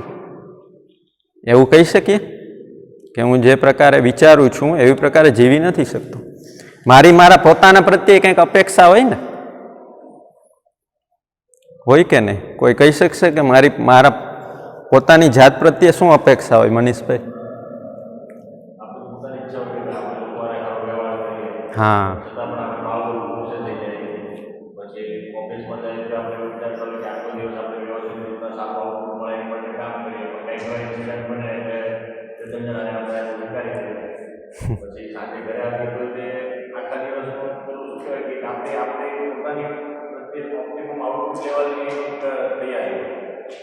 ફિઝિકલી આઉટપુટ આવે અને રિલેશનમાં આઉટપુટ આવે, પણ છતાં આપણે એને સર્વિસ નથી કરી શકતા. એના લીધે પોતે જે નથી ખબર, પણ એક એક્સપેક્ટેશન તો હોય. અને એનાથી આપણે દુઃખી થાય છે એ આપણને જણાય કે આપણી જે અપેક્ષા પ્રમાણે, આપણે જે અપેક્ષા પ્રમાણે જીવવું જોઈએ એ પ્રકારે નથી જીવી શકતા, તો એનું દુઃખ એ આપણી અંદર બનેલું રહે કે નહીં? હા, એ દુઃખ બનેલું રહે, પણ પછી શું થાય છે કે એ દુઃખ છે ને રૂટીન થઈ જાય ને પછી આપણે એની યાદ આવી જાય એવું થાય. બાકી ખરેખર એ દુઃખ નથી હોતું. એટલે એ પીડાજનક તો રહે છે. જ્યારે હું મારી પોતાની જાત સાથે હોઉં, બરાબર, આપણે જનરલી બહુ બહારનું બહુ જોતા હોય, પણ હું જ્યારે મારી જાત સાથે હોય અને હું મારી જાતને ઓબ્ઝર્વેશન કરું ત્યારે એ વસ્તુ મને પીડાના રૂપમાં ક્યાંક ને ક્યાંક દેખાય છે કે હું જે ખરેખર વિચારું છું ને એવું કંઈ થતું નથી, કરી નથી શકતો. એનાથી આત્મવિશ્વાસ ઓછો થતો જાય દિવસે એ પણ આપણે જોઈ શકીએ. હા, એની સાથે એવું થાય કે આપણે એનાલિસિસ તો થતું જ ઓટો મોડમાં જ થતું હોય. બોલતા કંઈક હોય અલગ અને કરતા અલગ હોય તો અંદર તો ખ્યાલ જ આવી ગયો એટલે આપણે પોતે જ બોલી શકાય કરી શકાય. પણ એ ટૂંકમાં 3 આયામ બની શકે: સ્વીકૃતિ, એની સામે આકાંક્ષા, ટૂંકમાં એક્સપેક્ટેશન. સ્વીકૃતિ એટલે હું આવો જ છું એવી સ્વીકૃતિ. એક સ્વીકૃતિ એક પોઈન્ટ પછી એની સ્વીકૃતિ થઈ જાય કે ભાઈ લાઈક મારી વાત કરું તો ભાઈ મને ખબર છે હું છે મારી મોટી કપડાઈ છે. એકવાર સુઈ ગયા પછી આપણું કંઈ નક્કી ન હોય, ગમે એવું કામ હોય પ્રાયોરિટીમાં હોય તો ઉઠી જવાય. મારી પોતાની પ્રાયોરિટીમાં હોય એટલે મારે ક્યાંક જવું છે, મને એમ લાગતું હોય કે આ મારા માટે, મને એવું લાગતું હોય કે મારા માટે સારું છે તો મારે કરવું જોઈએ, તો એલાર્મની મારે કંઈ જરૂર નથી, તો 5 વાગે ઉઠી જાય, 3 વાગે ઉઠી પાછો. પણ જો મને એવું લાગે છે કે ના કંઈ ખાસ જરૂર નહીં તો નથી કરતો, એ એક સ્વીકૃતિ છે. એની સામે આકાંક્ષા. સ્વીકૃતિ જે છે એ આકાંક્ષા જે છે એ વધારે મેગ્નિટ્યુડમાં હોય ને તો કોન્ફ્લિક્ટ રહે મનની અંદર, અને એ કદાચ કોન્ફ્લિક્ટને કારણે એમાં સુધારો આવે છે. આ પોસિબિલિટી છે સુધારો આવવાની. અને બીજી પોસિબિલિટી એવી થઈ કે સુધારો ન આવે પણ હું જે છે એ માનસિક મારી અસ્વસ્થતા વધતી જાય. આ 2 પોસિબિલિટી છે કે ભાઈ હું નથી ઉઠતો તો આકાંક્ષા મારી બહુ વધારે થઈ ગઈ તો હું ટ્રાય કરું કે ભાઈ ઉઠી જાઉં, અને બીજા કેસમાં એવું થઈ જાય કે ભાઈ હું એના માટે એને કારણે હું મગજમાં મને પ્રોબ્લેમ રહે કે ભાઈ કેમ આવું નથી કરી શકતો, શું એવું હશે, આ છે એવું, એવા ડાયરેક્શન. અલ્ટિમેટલી કોઈ દિવસ સોલ્યુશન માટે કામ નથી કરતું. યસ, સોલ્યુશન માટે કામ થઈ જાય ને, આ વાત મહત્વની છે કે આપણે એ ગેપ તો દેખાય છે આપણી અંદર કે હું મારી પોતાની અપેક્ષાઓ ઉપર હું પોતે ખરો નથી ઉતરી શકતો. દરેક સ્થિતિ પરિસ્થિતિમાં હું મારા વિચારો મારા કંટ્રોલમાં નથી હોતા, એટલે વિચાર કંટ્રોલમાં નથી હોતો એટલે મારો વ્યવહાર કંટ્રોલમાં નથી હોતો. અને પછી હું એક એવો મુદ્દો ગોતવાનો પ્રયત્ન કરું કે લાઈક મારી વાત કરું કે ભાઈ મારી ઊંઘ ખરાબ છે, કોઈ બી એક કેસમાં દરેક વ્યક્તિના કદાચ હોઈ શકે, બધાને વાત કે તમે એક મુદ્દો તમારી સ્થિતિને જસ્ટિફાય કરવા માટેનો એક મુદ્દો ગોતવાનો પ્રયત્ન કરો, અથવા એક પાત્ર ગોતવાનો પ્રયત્ન કે જો આ કેમ તો કે મારે એ કન્ફ્લિક્ટમાંથી ગમે એમ કરીને બહાર જો કન્ફ્લિક્ટ હોય તો, જો કન્ફ્લિક્ટ નથી તો એક એવી સ્વીકૃતિ આવી ગઈ કે હું મારા પોતાના માટે કંઈ કરી નથી શકવાનું, મારું તો આવું જ છે. હા, તો ત્યાંથી કેસ પૂરો થઈ ગયો. ત્યાંથી પછી સમજણ તરફની યાત્રાની કોઈ અપેક્ષા કરવાની, એટલે એમાં આપણી પોતાની અધૂરપ સાથે સ્વીકારી શકીએ છીએ કે નહીં? શું લાગે છે? સ્વીકારી તો નથી શકતા, પણ ટેમ્પરરી સ્વીકારવી, સહન કરી લેવી. એટલે ટાઈમ બિંગ એને આપણા વિચારોમાં અવોઇડ કરી દઈએ છીએ, બાયપાસ કરી દઈએ. આપણી પોતાની અધૂરપ જો આપણે સ્વીકારી નથી શકતા. એવું થઈ શકતું હોય, બધાની સાથે એવું થતું હોય એવું જરૂરી નથી, દરેક વ્યક્તિ પોતાની વાત મૂકી શકે. પણ આપણી પોતાની આપણા જાત પ્રત્યે કંઈક અપેક્ષાઓ તો રહે છે, એ ધ્યાનમાં આવવું જરૂરી છે. બરાબર? અને એ પ્રકારે ઘણા પરિસ્થિતિમાં એવું વર્તન નથી થતું. હું મારા પોતાના વિશે જે વિચારું છું કે યસ ના હું તો બહુ સારો માણસ છું, પણ ઘણી બધી પરિસ્થિતિ છે એમાં મારું વર્તન ગરબડ થઈ જાય છે. આ આપણને ધ્યાનમાં આવે છે. મારા પોતાના વિશે ઓપિનિયન એવો હોઈ શકે કે હું તો સારો માણસ છું, પણ ઘણી વખત વર્તનમાં ગરબડ થઈ જતી હોય, વ્યવહારમાં ગરબડ થઈ જતી હોય. જો આ ધ્યાન જાય તો આપણને ખ્યાલ આવે કે આપણે કલ્પનાશીલ હોવાથી જ્યાં સુધી સમજણ નથી, જ્યાં સુધી સુખ છે શેમાં છે એ સ્પષ્ટ નથી, તો સુખને શોધવાના પ્રયાસમાં ભૂલ થઈ શકે. સમજના અભાવમાં કહીએ અથવા તો સુખને શોધવાના પ્રયાસમાં કલ્પનાશીલતાવશ ભૂલ થઈ શકે. વિચારોમાં સ્થિરતા ના હોય, એટલે વિચારોમાં સ્થિરતા ના હોય એટલે જ વ્યવહાર નથી થઈ શકતો, અથવા તો વ્યવહારમાં ગરબડ થાય છે. ઉદાહરણ લીધું ને કે સાંજે 11 વાગે એલાર્મ મૂક્યો હોય, 6 વાગે ઉઠવાનો, એ 8 કલાકમાં નિર્ણય બદલાઈ જાય, 7 કલાકમાં નિર્ણય બદલાઈ જાય. એટલે એ વિચારોમાં સ્થિરતા નથી. જે વહુ પહેલા દિવસે ઘરમાં પગ મૂક્યો હોય અને એના પ્રત્યે જે ભાવ હોય, વિશ્વાસનો ભાવ હોય, સન્માનનો ભાવ હોય, એકબીજાનું સૌજન્ય સાચવતા હોય, બરાબર, એ ભાવ છે, એ જ વિચાર છે, એ 5 વર્ષ પછી ગરબડ થઈ જાય. સૌથી નજીકનો જે સંબંધ કહીએ તો પતિ પત્નીનો હોય, એમાં એ ગરબડ થાય છે, આપણે જોઈ શકીએ છીએ. એનો મતલબ એ છે કે કલ્પનાશીલતાવશ ભૂલ થઈ શકે. આપણે પોતાની અધૂરપ જે છે એ વ્યવહારમાં ક્યાંક ને ક્યાંક આવવાની. હું મારી જાત પ્રત્યે ખરો નથી ઉતરી શકતો, તો જ્યારે બીજા સાથે જીવવા જઈશ તો ક્યાંક ને ક્યાંક મારી અધૂરપ છતી થવાની જ છે. એ અધૂરપ છે એ બીજા પ્રત્યે ફરિયાદના રૂપમાં હોઈ શકે. આજે શું છે કે વ્યવહારમાં આપણે ટૂંકા પડીએ એટલે શું કરીએ? સામેવાળા ઉપર દોષારો પણ કરી દઈએ. મૂળ મુદ્દો તો એટલો જ છે કે વ્યવહારમાં આપણે ક્યાંક અધૂરા પડીએ છીએ. બરાબર છે? અથવા તો સામેવાળાની સ્વીકૃતિ મારા પ્રત્યે નથી બનતી, મારી સ્વીકૃતિ એના પ્રત્યે નથી બનતી. તો અધૂરો વ્યક્તિ છે એ સ્વીકાર ન થઈ શકે, એ પણ આપણને ધ્યાનમાં આવે. બરાબર? અધૂરો વ્યક્તિ જે છે એ અધૂરપ જે છે એ મારી અધૂરપ મને જ સ્વીકાર નથી થતી, બીજાને ક્યાંથી થાય? તો એનાથી આપણને હવે ધ્યાનમાં આવે કે પરસ્પર સંબંધોમાં જ્યારે જીવશું ત્યારે હોઈ શકે કે આપણે બંને અધૂરા હોય છે, આપણે બંને પાસે સમજ ન હોય, સંભાવના છે. હોઈ શકે કે નહીં? તો હું મારી પોતાની અપેક્ષાઓ ઉપર ખરો ના ઉતરું તો સંબંધમાં પરસ્પર અપેક્ષાઓ હોય એમાં ક્યાંથી ખરા ઉતરી શકવાના? ક્યાંક ને ક્યાંક ઉણપ આવવાની. તો કલ્પનાશીલતાવશ છે એ ભૂલ થઈ શકે. એટલે આપણે જે સૂત્ર છે દર્શનમાં કે દરેક માનવ છે એ ભૂલ કરવાના અધિકાર સાથે છે અને એને સહી કરવાના અવસર સાથે છે. એટલે એવું નથી કે જે ગૌરાંગભાઈ વાત કરી ને કે મારી પાસે સોલ્યુશન હશે એ અધૂરપને દૂર કરવાનો, તો માણસમાં સુખની પ્યાસ છે એ એની પોતાની અધૂરપ જીરવી નહીં શકે. એ સોલ્યુશનને એપ્લાય કરીને તરત જ આગળ વધવા પ્રયાસ કરશે. એટલે એ સોલ્યુશન જે આપણે કીધું ઉકેલ એ હોય તો આપણે સુખ છે એની કન્ટિન્યુટી બનેલી રહે, એની નિરંતરતા બનેલી રહે. હું અધૂરો હોય પણ મારી પાસે સોલ્યુશન હોય, બરાબર, કે મારી અધૂરપને દૂર કરવાનું સોલ્યુશન હોય. અધૂરપ છે એ ખ્યાલ છે, ખાલી અધૂરપ સાથે સ્વીકાર નહીં બને મારી જાતનો. અધૂરપ છે, સોલ્યુશન છે, સોલ્યુશનને એપ્લાય કરવાની તૈયારી છે, એની સાથે છે હું મારી જાતને સ્વીકાર કરી શકું. તો સમસ્યા જે છે એનો ઉકેલ સાથે જ્યારે માણસ હોય ત્યારે આપણી પોતાની અંદર સુખની કન્ટિન્યુટી બનેલી રહે, આપણે ઓબ્ઝર્વ કરી શકીએ, સુખની નિરંતરતા બનેલી રહે. એ પછી સંબંધની સમસ્યા હોય, ઓકે, આપણે આગળ સંબંધને વધારે સમજશું. તો કલ્પનાશીલતાવશ ભૂલ થઈ શકે. દરેક માણસ ભૂલ કરવાનો અધિકાર લઈને જન્મે છે. આ વસ્તુ સ્વીકાર થાય છે?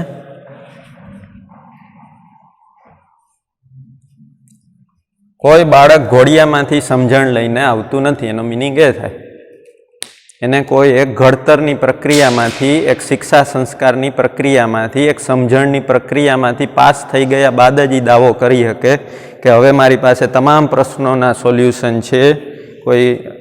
કોઈ પણ વ્યક્તિ પરિસ્થિતિમાં હું મારે સુખની નિરંતરતા બનાવી રાખી શકું છું અને ઉલટાનો બીજાને પણ સુખી કરવાની ક્ષમતા સાથે છું.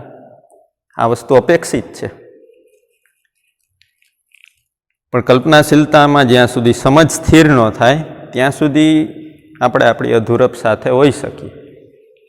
તો એ મુદ્દો કાલે જીગરભાઈએ ધ્યાન દોર્યો હતો કે કલ્પનાશીલ છે એટલે માણસથી ભૂલ થઈ શકે. કલ્પનાશીલ છે એટલે કર્મ સ્વતંત્રતા છે.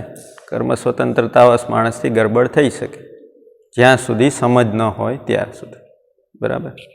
કોઈ વ્યક્તિ એવો દાવો કરતો હોય કે હું સમજું છું એટલે આપણે આપણી પોતાની જાતને પણ ચકાસી શકીએ કે હું સમજદાર છું એવો હું દાવો કરું છું તો એનો મતલબ શું છે? મને મારી અધૂરપ સ્વીકાર થાય છે અથવા તો હું મારા સંબંધોમાં છે એ નિર્વાહ કરી શકું છું, સંબંધોમાં વ્યવહારમાં તૃપ્તિપૂર્વક જીવી શકું છું કે નહીં? હું મારી જાતને સુખી કરી શકું છું? પહેલો પ્રશ્ન તો આ જ આવે. તો અહીંયાથી આપણે એક સૂત્ર મળે કે સમજ બરાબર સુખ. આપણે ચર્ચા જે કરતા હતા એનાથી ખાલી ધ્યાન દોરવાનો મુદ્દો એટલો જ હતો, સમજ બરાબર સુખ અને ના સમજી બરાબર દુઃખ.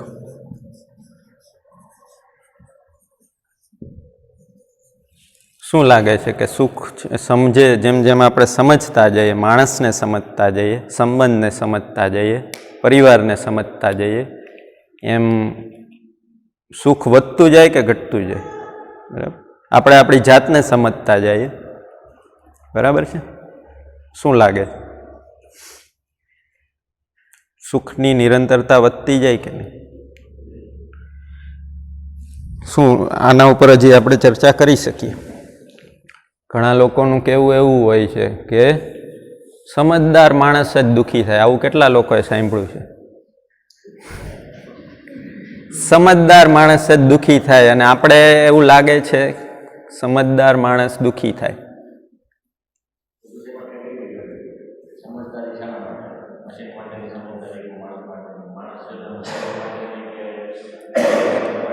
એને આપણે સ્કિલ કહી શકીએ. જેમ કે વિજયભાઈએ ધ્યાન દોરાવ્યું હતું કે રસોઈ બનાવવી, ગાડી ચલાવતા આવડી જવી, કોમ્પ્યુટર ઓપરેટ કરતા આવડી જવું, માર્કેટિંગમાં સ્કિલ છે. કોઈ એવા શબ્દોનો પ્રયોગ કરીને, ભાષાનો પ્રયોગ કરીને સામેવાળા વ્યક્તિને તર્કપૂર્વક કન્વિન્સ કરી લેવા. બરાબર. એ સમજદારીનો હિસ્સો નથી. એનાથી કોઈ માણસ છે એ સુખી થઈ શકે એવું નથી. એનાથી એટલું થઈ શકે કે માણસ પોતાની બ્રેડ એન્ડ બટર કમાઈ શકે, અર્નિંગ થઈ શકે.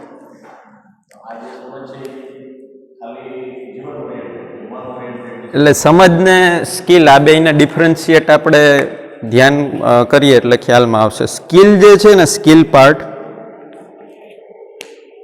એ શેના અર્થમાં છે? મારે રસોઈ બનાવતા આવડી ગઈ, મને કોમ્પ્યુટર ઓપરેટ કરતા આવડી ગયું, એનાથી શું સંબંધોમાં જીવી શકાશે?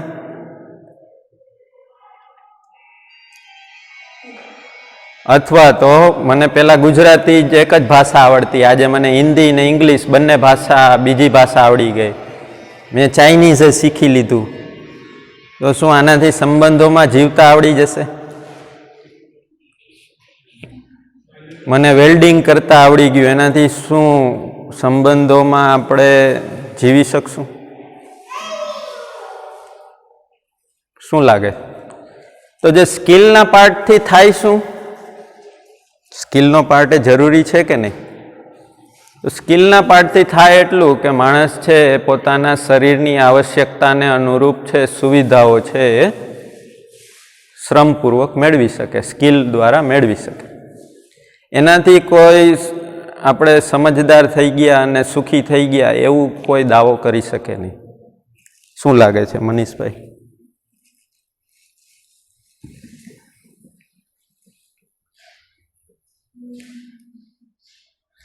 તો મેં એક શિબિરમાં સાંભળેલું હતું કે જ્યારે આ સેટેલાઇટ લોન્ચ થાય ને ત્યારે લગભગ એ જે જ્યાંથી એનું કોમ્પ્યુટરાઇઝડ ઓપરેટિંગ થતું હોય ત્યારે ઓલમોસ્ટ 1000 જેટલા પેરામીટર એકસાથે કંટ્રોલ થતા હોય 1000 જેટલા.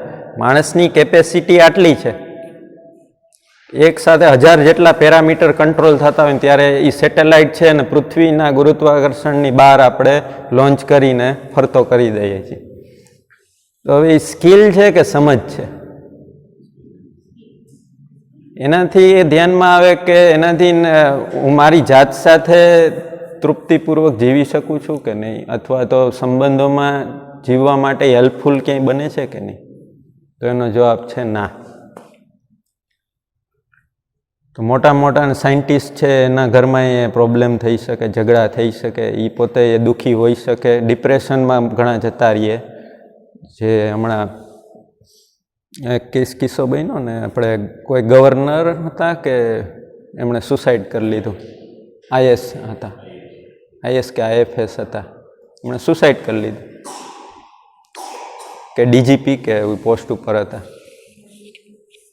તો જીવનનું આપણને મહત્ત્વ ન સમજાય, અથવા તો આપણે જે સુખની તલાશમાં નીકળ્યા છે એ યાત્રા પૂરી ન થાય તો પ્રયાસોના ભાગરૂપ એવી થાય કે જ્યાં સુધી સોલ્યુશન ના મળે ત્યાં સુધી નિષ્ફળતાને પચાવી અઘરી થઈ જાય, અથવા તો જીવનનો જે ખાલીપો છે એ અઘરો થઈ જાય માણસ માટે. એટલે માણસ માટે સમજવું એ એની પ્રાથમિક આવશ્યકતા છે. આ પણ આપણને ખ્યાલમાં આવે કે એના વગર છૂટકો નથી. નકર આપણનો ખાલીપો જેમ જેમ ઉંમર વધતી જાય એમ વધતો જાય. કારણ કે આપણી પોતાના જાત પ્રત્યે એક્સપેક્ટેશન, બીજા કહે છે એટલે નહીં, પોતાના જાત પ્રત્યે એક એક્સપેક્ટેશન હોય કે હવે તો મારીમાં એક ક્ષમતા હોય કે હું મારી પોતાની જવાબદારી લઈ શકું, મારા પરિવારની જવાબદારી લઈ શકું, હું પોતે સુખી થઈ શકું, મારા પરિવારને સુખી કરી શકવાની ક્ષમતા સાથે હોઉં. આ એક્સપેક્ટેશન બને આપણી અંદર કે ન બને? એ બને જ. અને એ જો ખાલીપો ન પૂરાય તો એ દિવસે દિવસે આપણને હતાશા તરફ લઈ જાય, અને પછી જીવનમાં વધે ખાલી ફરિયાદો. રિટાયર્ડ થઈ લાઈફ છે એ બહુ કોમ્પ્લિકેટેડ છે. ત્યાં સુધી તો આપણે કોઈને કોઈ કામમાં વ્યસ્ત હોય, પછી જ્યારે એકલા પડીએ ને આપણી જાત સાથે હોય ત્યારે આપણને ખાલીપો કોરી ખાય. તો રસોઈ બનાવતા આવડી જેવી કે કોઈ મોટું સેટેલાઇટ લોન્ચ કરી દેવો, એનાથી થાય એટલું જ કે આપણી જે કમ્ફર્ટ લેવલ છે એ માણસ જાતનું થોડુંક વધે. સેટેલાઇટ લોન્ચ થાય તો આપણે એ ઇન્ટરનેટનો ઉપયોગ કરીને અને વધારે કમ્ફર્ટેબલી લાઈફ પસાર કરી શકીએ, પણ એનાથી આપણી પોતાની અંદર કોઈ તૃપ્તિ બને એવું શક્ય નથી. તો આ સૂત્ર બરાબર લાગે છે? સમજ બરાબર સુખ. હવે સમજ અહીંયા કોને કહીએ છીએ એ આપણે જોઈ લઈએ. કાલે જે જીગરભાઈએ વાત કરી, તો સમજ એટલે સ્વયંની સમજ,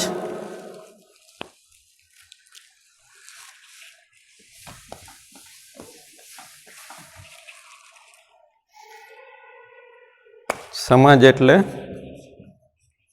સ્વયંની સમજ. હું પોતે કોણ છું, સંબંધની સમજ, અને આ અસ્તિત્વ અથવા તો આ વ્યવસ્થા છે એની સમજ.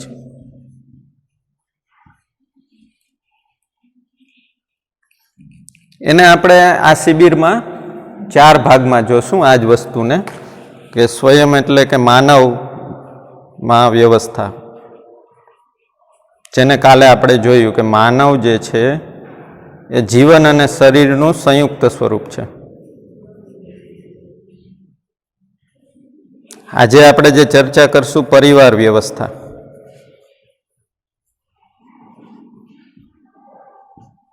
ત્રીજું જે છે સમાજ,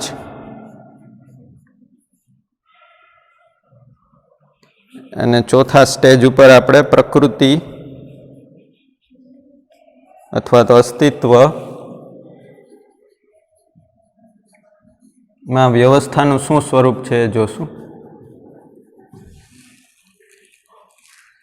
તો આ સમજનું કન્ટેન્ટ છે. તો સ્વયંમાં સમજથી આપણે સુખી થઈએ કે નહીં, હમણાં આપણે ખ્યાલ આવી જશે કે પહેલું તો દરેક માનવનું લક્ષ્ય છે એ નિરંતર સુખી થવું અને સમૃદ્ધ થવું છે. બરાબર. આપણે સ્વયંની જે સમજ છે એને સમરાઇઝ કરીએ.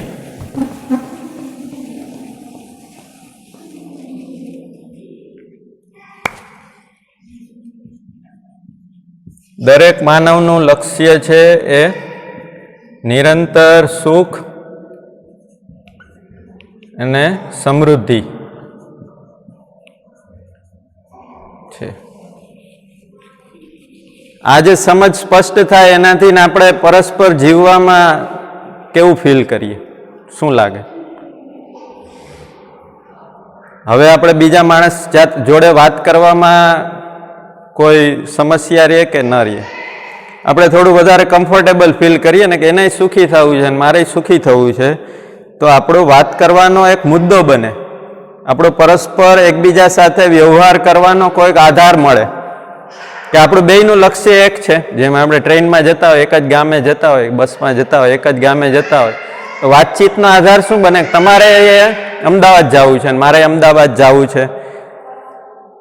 બરાબર. તો લક્ષ્યની એકરૂપતા આપણને ધ્યાનમાં આવે કે દરેક માનવનું લક્ષ્ય નિરંતર સુખી થવું અને સમૃદ્ધ થવું છે. તો એનાથી માણસ વચ્ચેનો જોડાણનો કોઈક એક આધાર બને છે. બરાબર. આટલું સફિશિયન્ટ નથી. હજી આપણે કાલે જોયું હતું કે માનવનું લક્ષ્ય નિરંતર સુખી થવું અને સમૃદ્ધ થવું છે. બીજું માનવની પરિભાષા આપણે જોઈ હતી કે માનવ એટલે શરીર પ્લસ મન, અથવા તો જેને આપણે જીવન નામ કહીએ છીએ. દર્શનમાં એને જીવન કહે છે. જીવન એટલે મન, વૃત્તિ, ચિત્ત, બુદ્ધિ, આત્મા, એ પાંચેયનું સમુચ્ચય, એનું કોમ્બિનેશન. એનાથી એ આપણને કાલે ચર્ચા કરી કે શરીરની આવશ્યકતા છે એ અલગ છે, એ સુવિધા છે જે શ્રમપૂર્વક પ્રાપ્ત થઈ શકે, કુશળતાપૂર્વક, સ્કિલ જેને આપણે કહીએ, એનાથી પ્રાપ્ત થઈ શકે અને આપણે સમૃદ્ધિ તરફ ગતિ કરી શકીએ. આ એક પાર્ટ થઈ ગયો માણસનો સુવિધા પક્ષ, જે આવશ્યક છે. કારણ કે માણસ છે એટલે ખાલી જીવન છે એવું નહીં.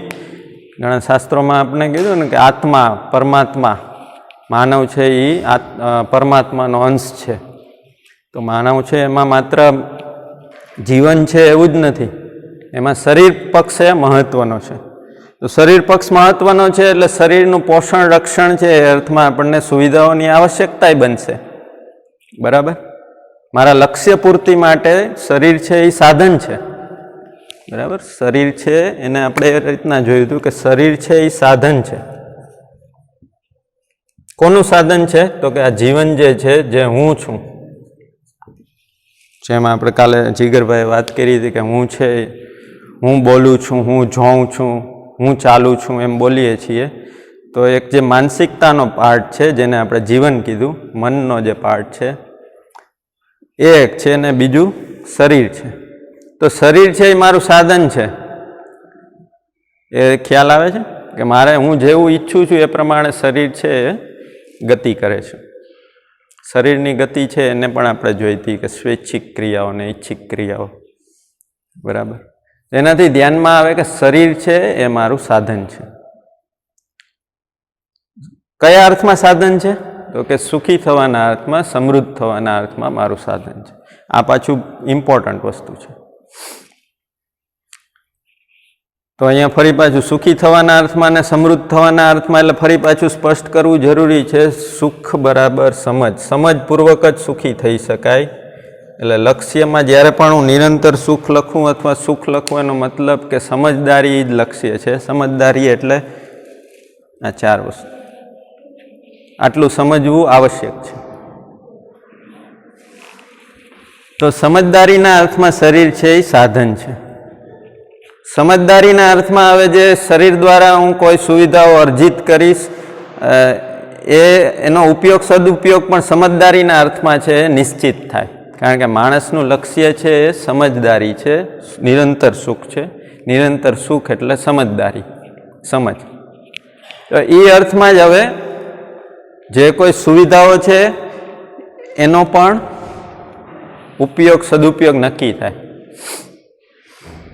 કારણ કે માણસ છે એ લક્ષ્યના અર્થમાં એની ગતિ આપણે જ્યારે ઓબ્ઝર્વ કરી શકીએ તો એ ખ્યાલ આવે કે જો મને સ્વીકાર થાય કે શરીર મારું સાધન છે તો સાધનનું મેન્ટેનન્સ કરવું, એનો જાળવી રાખવું એ મારી જવાબદારી છે.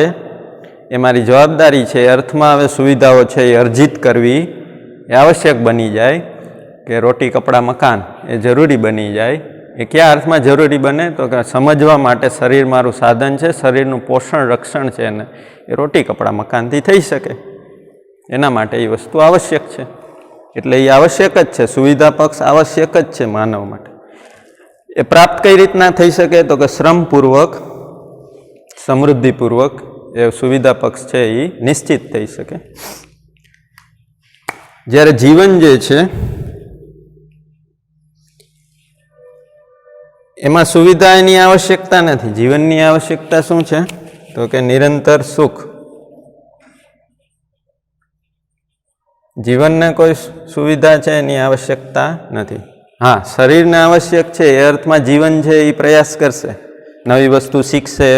જેમ કે મને એમ લાગે કે મારું અર્નિંગ છે હવે આ ટીચિંગના જોબથી નહીં થઈ શકે તો હું નિર્ણય લઉં કે ભાઈ મારે છે હવે આગળ અર્નિંગ કરવા માટે કોઈ બીજો રસ્તો અપનાવવો પડશે. તો જીવન નિર્ણય લે છે, પણ જીવનને પોતાને સુવિધાની આવશ્યકતા છે એ અર્થમાં આપણે જોઈએ તો ખ્યાલ આવે કે નહીં, જીવનની શરીરના રખરખાવ માટે સુવિધાની આવશ્યકતા છે. જો એને જીવન સાથે એસોસિએટ કરી દઈએ ને એટલે ફરી પાછો પ્રોબ્લેમ. કારણ કે એ નિશ્ચિત જ ન થાય પછી. કારણ કે જીવનની આવશ્યકતા નિરંતર સુખ છે અને નિરંતર સુખને તમે સુવિધા સાથે જોડી દો એટલે સુવિધા અનલિમિટેડ બની જાય. એટલે અર્થશાસ્ત્રમાં જે કીધું છે ને કે આવશ્યકતા અસીમિત છે, આવશ્યકતા માણસની પૂરી નથી થતી. તો એનો મતલબ એ છે કે જે સમજદારીપૂર્વક સુખી થવાના બદલે આપણે જ્યારે સુવિધાથી સુખી થવાનો પ્રયાસ કરીએ ત્યારે આવશ્યકતાઓ અસીમિત બની જાય. ગમે એટલી આવશ્યકતા હોય ઓછી જ લાગે. કારણ એ ઓછપ છે એ આવશ્યકતાઓની ઓછપ નથી, પણ મારી પોતાની ઉણપ છે. શું ઉણપ છે કે સમજદારી સંપન્ન થવાને બદલે હું સુવિધાથી મારી જાતને ડેકોરેટ કરું છું. ખ્યાલ આવે કે એક વ્યક્તિ જે છે એની આપણે એ ચર્ચા મહત્વની છે કે આપણી પોતાના જાત પ્રત્યે સ્વીકૃતિ ક્યારે બને એ આપણે ઓબ્ઝર્વ કરીએ. પરસ્પર સ્વીકૃતિ ક્યારે બને? આપણા વ્યક્તિત્વથી બને કે આપણા દેખાવથી, આપણી સુવિધાઓથી પરસ્પર સ્વીકૃતિ બને? શું લાગે? આપણે જે ડેકોરેટ કરીએ છીએ આપણી લાઈફને સુવિધાઓથી, એનાથી પરસ્પર સ્વીકૃતિ બને કે મારા વ્યક્તિત્વથી બને, મારી સમજદારીથી, મારા આચરણથી બને?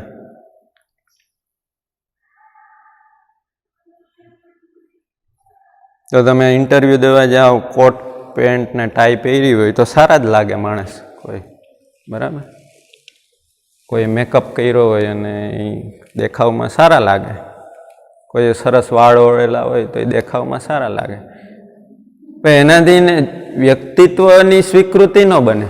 એટલે ઇન્ટરવ્યૂમાં છે એ જેમ જેમ સ્કિલનો પાર્ટ પૂછે કે ભાઈ તમને શું શું આવડે છે, તમને મિકેનિકલ એન્જિનિયર છો તો કમ્પ્રેસર વિશે ખબર છે, રેફ્રિજરેટર વિશે ખબર છે, પ્રશ્ન પૂછે એ પૂછે, બરાબર?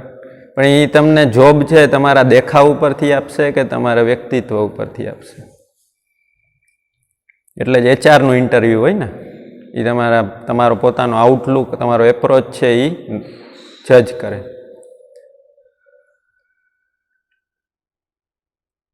તો કદાચ શરૂઆતમાં એ એટ્રેક્શનનો મુદ્દો હોઈ શકે, આકર્ષણનો મુદ્દો હોઈ શકે, પણ એનાથી કાયમ સ્વીકૃતિ ન બને. એટલે આપણે સમાજમાં એવા કિસ્સા જોઈએ ને કે બનેલો કિસ્સો છે કે મારા છોકરાને તો વાઈફ છે ને એ ઐશ્વર્યા રાય જેવી જોઈએ, બરાબર? એટલે કે એના જેવા દેખાવ ધરાવતી. તો એ પ્રકારે જ્યારે એ શોધમાં નીકળે ત્યારે કદાચ મળી પણ જાય અને એ એટ્રેક્શન રહે શરૂઆતના ગાળામાં કે મારી વાઈફ છે એનો લુક તો ઐશ્વર્યા રાય જેવો છે.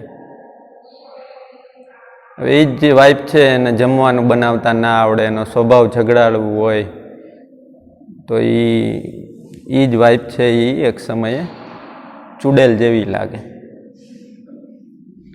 એટલે આ ઘટના બનેલી છે એટલે હું શેર કરું છું, મારું પોતાનું નથી ઓબ્ઝર્વેશન, પણ આવી ઘટના બને છે ને સમાજમાં કે જે એટ્રેક્શન શરૂઆતમાં લાગતું હતું કે રૂપાળી વહુ જોઈએ ને એ જ વહુને હવે એનો સ્વભાવ ઝઘડાલું છે, વ્યક્તિત્વ બરાબર નથી, તો ગમે એટલી સુંદર હોય દેખાવે એની સ્વીકૃતિ ન બને.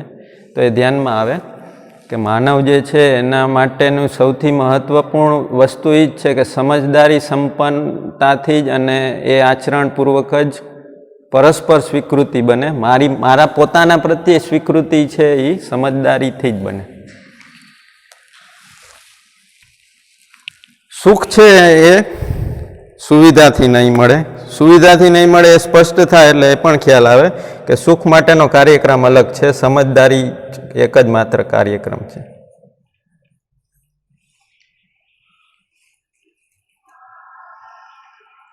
આ જો સ્પષ્ટ થાય કે સમજદારી એક જ માત્ર કાર્યક્રમ છે, તો પરસ્પર જીવવામાં પણ હવે જે કોઈ કાર્યક્રમ આપણે બનાવશું સંબંધોમાં, તો એ કાર્યક્રમ એ નિશ્ચિત થાય કે હવે આપણે જે પરસ્પર જીવવું છે તો કયા અર્થમાં આપણે ભેગા જીવશું.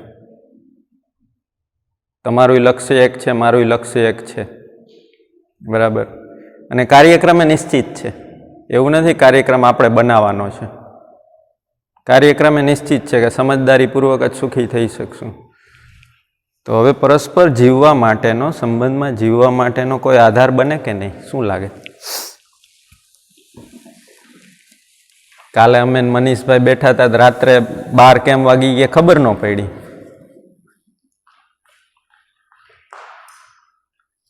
શું લાગે કે એ સાર્થક રહી કે નહીં ચર્ચા? હા, એવું જરૂરી 24 કલાક એવી ચર્ચાની જરૂર નથી, બરાબર. આપણે પણ કદાચ સંબંધ હશે તો સંબંધમાં કોઈ વ્યક્તિ પાસેથી આપણે એક અપેક્ષા તો રહી જ છે કે એ સમજદારીના અર્થમાં, જિમ્મેદારીના અર્થમાં સહાયક થાય. જો જેટલી પણ અપેક્ષાઓ હોય ને એને તમે ખાલી એક લાઈનમાં કહો ને તો એ જ અર્થમાં છે કે સમજદારીના અર્થમાં, જિમ્મેદારીના અર્થમાં એ વ્યક્તિ છે એ આપણને સહાયક થાય.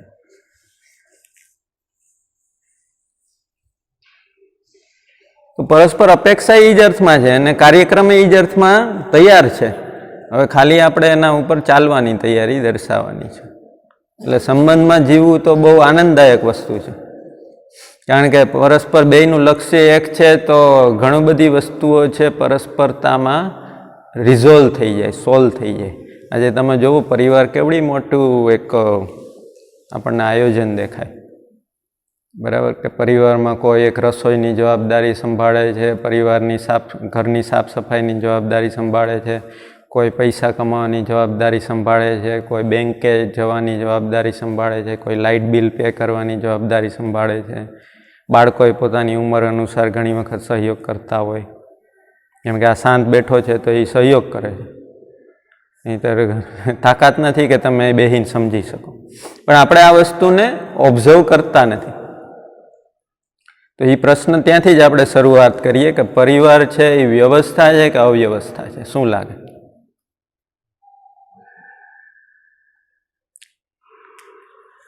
આપણે આજની જે ચર્ચા શરૂ કરવાની હતી એ આપણે મારા ખ્યાલથી કરી શકીએ, અને છતાં પણ શું સમય શું થયો?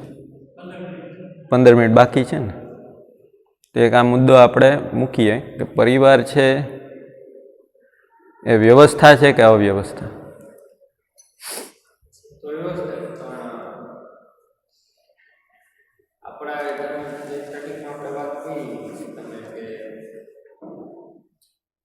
બધાના ગોલ અલગ અલગ, લક્ષ્ય બધાના અલગ અલગ હોવાના કારણે શું થાય, બાકી મંજિલ એક છે, લક્ષ્ય અલગ છે. ત્યાં સુધી આપણને એજ્યુકેશનની અંદર એવું શીખવાડવામાં આવ્યું છે કે ભાઈ કોઈ બી જગ્યાએ પહોંચવાના રસ્તા માણસ પ્રમાણે અલગ હોય છે, પણ એ ખુલ્લા અર્થમાં શરીર એના આ એટલે બધાનો શું છે એ તો ખ્યાલ હા. આવે છે. પરિવારમાં પણ એ તમે જે વાત મૂકી પછી આપણે તમારી વાત કન્ટિન્યુ કરશું કે ગૌરાંગભાઈએ ધ્યાન દોર્યું કે આપણને બધાને અલગ અલગ લક્ષ્ય દેખાય છે, તો એ શરીર પક્ષ અથવા તો સુવિધા પક્ષના એરિયામાં છે. જે પહેલા દિવસે વાત થઈ હતી કે કોઈ ડૉક્ટર છે, કોઈ એન્જિનિયર બને છે, કોઈ ઘરમાં રસોઈ કામ કરે છે, કોઈ ઝાડુ મારે છે, કોઈ બર્તન સાફ કરે છે. તો આ બધા કામના પ્રકાર છે, પ્રોફેશનના પ્રકાર છે. કોઈને પૂછે ને કે તમે શું પ્રોફેશન શું છે, કોઈ હાઉસવાઈફે હોઈ શકે, ભલે ને ઘરમાં ઝાડુ મારવું એ એક કામ છે, પણ એ કામ છે એ કયા અર્થમાં છે, એ જે પ્રયાસ જે થાય છે ઘરમાં એ કયા અર્થમાં છે? સુખી થવાના. એ ધ્યાન આવે છે? કોઈને એમ પૂછે કે ડૉક્ટર બનવું છે, શા માટે બનવું છે?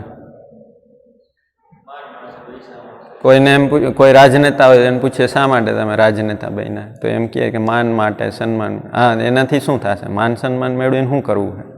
એવું પૂછીએ એટલે તરત કહે કે સુખી થવું છે અને સમૃદ્ધ થવું છે, બેય વસ્તુ છે. તો એ ધ્યાનમાં આવે કે આપણે બધાના જે વ્યવસાય જે છે ને એ અલગ અલગ હોઈ શકે અને એમાં કોઈ કોન્ફ્લિક્ટનો એરિયા નથી. ધ્યાન આવે કે કોઈ વ્યક્તિ ડૉક્ટર છે, કોઈ વ્યક્તિ એન્જિનિયર છે, કોઈ વ્યક્તિ આર્કિટેક્ચર છે, કોઈ વ્યક્તિ છે એ ફોરેસ્ટ ઓફિસર છે, કોઈ વ્યક્તિ છે એ રાજનેતા છે, કોઈ વ્યક્તિ ઘર સંભાળે છે. આ બધું શું લાગે છે? તો એ વ્યવસાયના અલગ અલગ પ્રકાર છે, સુવિધા પ્રાપ્ત કરવા માટેના અલગ અલગ વેઝ આપણે અપનાવેલા છે અત્યાર સુધીની આપણી પરંપરામાં. પણ એ લોકોને જે પૂછીએ કે શા માટે તમે ડૉક્ટરી કરો છો, એન્જિનિયરિંગ કર્યું, શા માટે તમે ટીચર બન્યા, શા માટે તમે ઘરની સફાઈ કરો છો, અલ્ટિમેટ આન્સર શું આવશે? તો કે સુખી થવાના અર્થમાં અને સમૃદ્ધ થવાના અર્થમાં. જે કોઈ માણસ પ્રયાસ કરે છે, જે કોઈ પ્રયાસ કરે છે, એ કદાચ સાયન્ટિસ્ટ હોય કે કોઈ એક નાનું બાળક છે એ પોતાની ડ્રોઈંગ કરતા ના આવડતું હોય, લીટોડા કરતું હોય, એ બાળક પણ હોય કે સાયન્ટિસ્ટ લેવલનો વ્યક્તિ હોય, બધાના જે પ્રયાસ છે એને એક જ લાઇનમાં આપણે સમરાઇઝ કરી શકીએ કે એ સુખી થવાના અર્થમાં અને સમૃદ્ધિ માટે છે. આ વસ્તુ સ્વીકાર થાય છે. એનાથી માણસ વચ્ચેનો જે ભેદ છે ને એ ઘટી જાય, દૂર થાય. અને એ પણ ધ્યાનમાં આવે કે એ એક હવે આધાર છે આપણા પરસ્પર જીવવા માટેનો, કે આપણું લક્ષ્ય તો સમાન છે. પછી શું કહેતા હતા ગૌરંગભાઈ?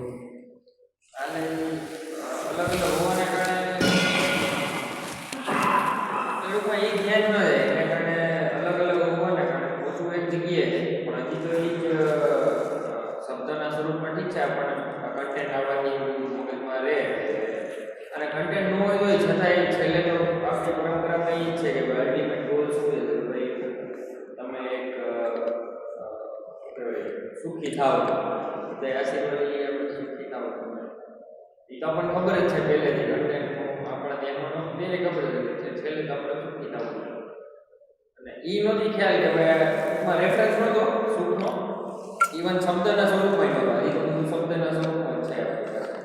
જીવનના સ્વરૂપમાં તો ખબર નહીં ક્યાં સુધી આપણે લઈ શકાશે, પણ એ અલગ અલગ હોવાને કારણે કન્ફ્લિક્ટ ક્રિએટ થાય. સપોઝ કે લાઈક મને એમ હોય કે ભાઈ હું જે છે એ વધારે ને વધારે રૂપિયા કમાઈ અને વધારે સુવિધાઓ ભેગી કરી અને મારી આજુબાજુના મારા પરિવાર મારી સાથે જોડાયેલા બધા પરિવારોને સંતોષ આપી શકાશે અથવા એ લોકોને સંતોષ થશે કે આ ફાઇનાન્શિયલી બહુ સારી જગ્યાએ છે, સ્ટેબલ છે, ફાઇનાન્શિયલી સુવિધાની દ્રષ્ટિએ જેમ આગળ વધો ને લોકોને અથવા આપણને એમ થઈ જતું હોય કે હું તો સ્ટેબલ થઈ ગયું અથવા પરિવાર જે હવે સેફ છે. પણ અહીંયા પહોંચવા માટેમાં કહેવાય ને કે આપણે કંઈક સ્વાર્થી આ ચર્ચા કરવી જરૂરી છે કે આપણે જે પ્લાનિંગ, આ તમે જે વાત મૂકી તમારું લાઈફનું એક પ્લાનિંગ તમે વિચારો છો કે આવું કરીએ તો કેવું રહીએ, બરાબર. હવે આપણે એ વિચારવાની જરૂર છે મારે જે સુખ છે એ આજે જોઈએ છીએ કે ભવિષ્યમાં જોઈએ છીએ, આ એક વાત છે. બીજું કે મારું જે પ્લાનિંગ છે એ આ સમજદારીના અર્થમાં છે, જે મને જો એ સમજાણું હોય કે સમજદારી જ સુખ તરફ લઈ જાય નિરંતર, એ અર્થમાં છે કે માત્ર ને માત્ર સુવિધા પક્ષના અર્થમાં છે. તો સુવિધા પક્ષથી એટલું થશે કે કદાચ વધારેમાં વધારે તમે સુવિધા એકઠી કરી લ્યો, એનાથી એટલું થાય કે લાઈફ છે એ થોડી કમ્ફર્ટેબલ બની જાય. એનાથી સમજદારીમાં કોઈ વધારો થાય એવું લાગે છે? આજે આપણે જે સવારે ચર્ચા કરી ને એ અર્થમાં જ કરી કે 10,000 વર્ષના લિખિત ઇતિહાસ પછી આપણને રસોઈ ઘરમાં શું બનાવવું એ હજી સ્પષ્ટ ન થતું હોય, શું ખાવું ને શું ન ખાવું એની ચર્ચા કરવી પડતી હોય, એનો મતલબ એટલો જ છે કે સમજદારીના પક્ષમાં કંઈ આપણી બહુ યાત્રા છે નહીં. તો બેય પક્ષ જરૂરી છે, જરૂરી નથી એવું નથી, પણ આનું પ્લાનિંગ કરશું કે નહીં? આનું પ્લાનિંગ છે એ પોસ્ટપોન કરવાથી શું ભવિષ્યમાં સુખી થઈ જશું? શું લાગે? સમજદારીને પોસ્ટપોન કરવાથી કે હાલો પછી ભવિષ્યમાં જોઈ લે. કંઈ ગીતા આપણે ઘણા કહેતા હોય ને કે ગીતા કંઈ થોડી યુવાનીમાં વાંચવાની હોય, અથવા તો સમજદારીને આ બધી ચર્ચાઓ શિબિરમાં તમે કરો છો, આ ઉંમર છે તમારી ચર્ચા કરવાની, અત્યારે કમાવો, હું નવરા બેઠા હો, આ રજા પડીને એનો ઉપયોગ કરીને વધારે કમાવો. કદાચ આપણે વધારે કમાઈએ લઈએ દોડધામ કરીને, એક સમય એવો આવે કે આપણે અત્યારની સ્થિતિ કરતાં સારી સ્થિતિ બની જાય, અને એની પૂરી સંભાવના છે, કારણ કે 20 વર્ષ પહેલાં આપણા પરિવારની સ્થિતિ હતી એના કરતાં આપણી સ્થિતિ અત્યારે ઉપર જ છે સુવિધાની દ્રષ્ટિએ જોઈએ તો, અને આગળ જતાં એનાથી ઉપર વહી જાય. પણ એ શું સમજદારી છે એની સાથે કંઈ આપમેળે વધી જશે કે એ તો ત્યાં જ રહે?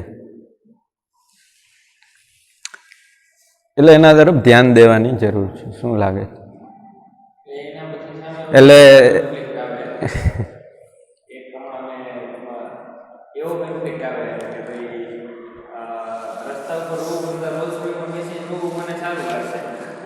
એટલે મારે હું તો એમ કહું કે રોવું શું કરવા? રોલ્સ રોયસમાં એ શું કરવા રોવું? મારું કહેવાનું જ. તમને એવું લાગતું હોય કે ભાઈ મારે નિરંતર સુખી થવું તો મારે રોલ્સ રોયમાં શું કરવા રોવું? મારે તો અત્યારે સુખ જોઈએ. એ લાગે છે મારે તો અત્યારે સુખ જોઈએ, ભવિષ્યની તો તમે ક્યાં વાત કરો? ભવિષ્યના સપના ના દેખાડો, મારે તો અત્યારે સુખ જોઈએ. અને ખાનગીમાં આપણે તો પરિવાર એટલે કહી દે રોલ્સ રોયસમાં બેહીને રોવું તો સારું ન જ લાગે. એ રોલ્સ રોયસ દેખાય નહીં ત્યારે તો આપણી પોતાની પીડા જ દેખાય, અંદર ભૂતકાળની પીડા દેખાય, વર્તમાનથી વિરોધ દેખાય, ભવિષ્યની ચિંતા દેખાય. ત્યારે રોલ્સ રોયસ ન દેખાય.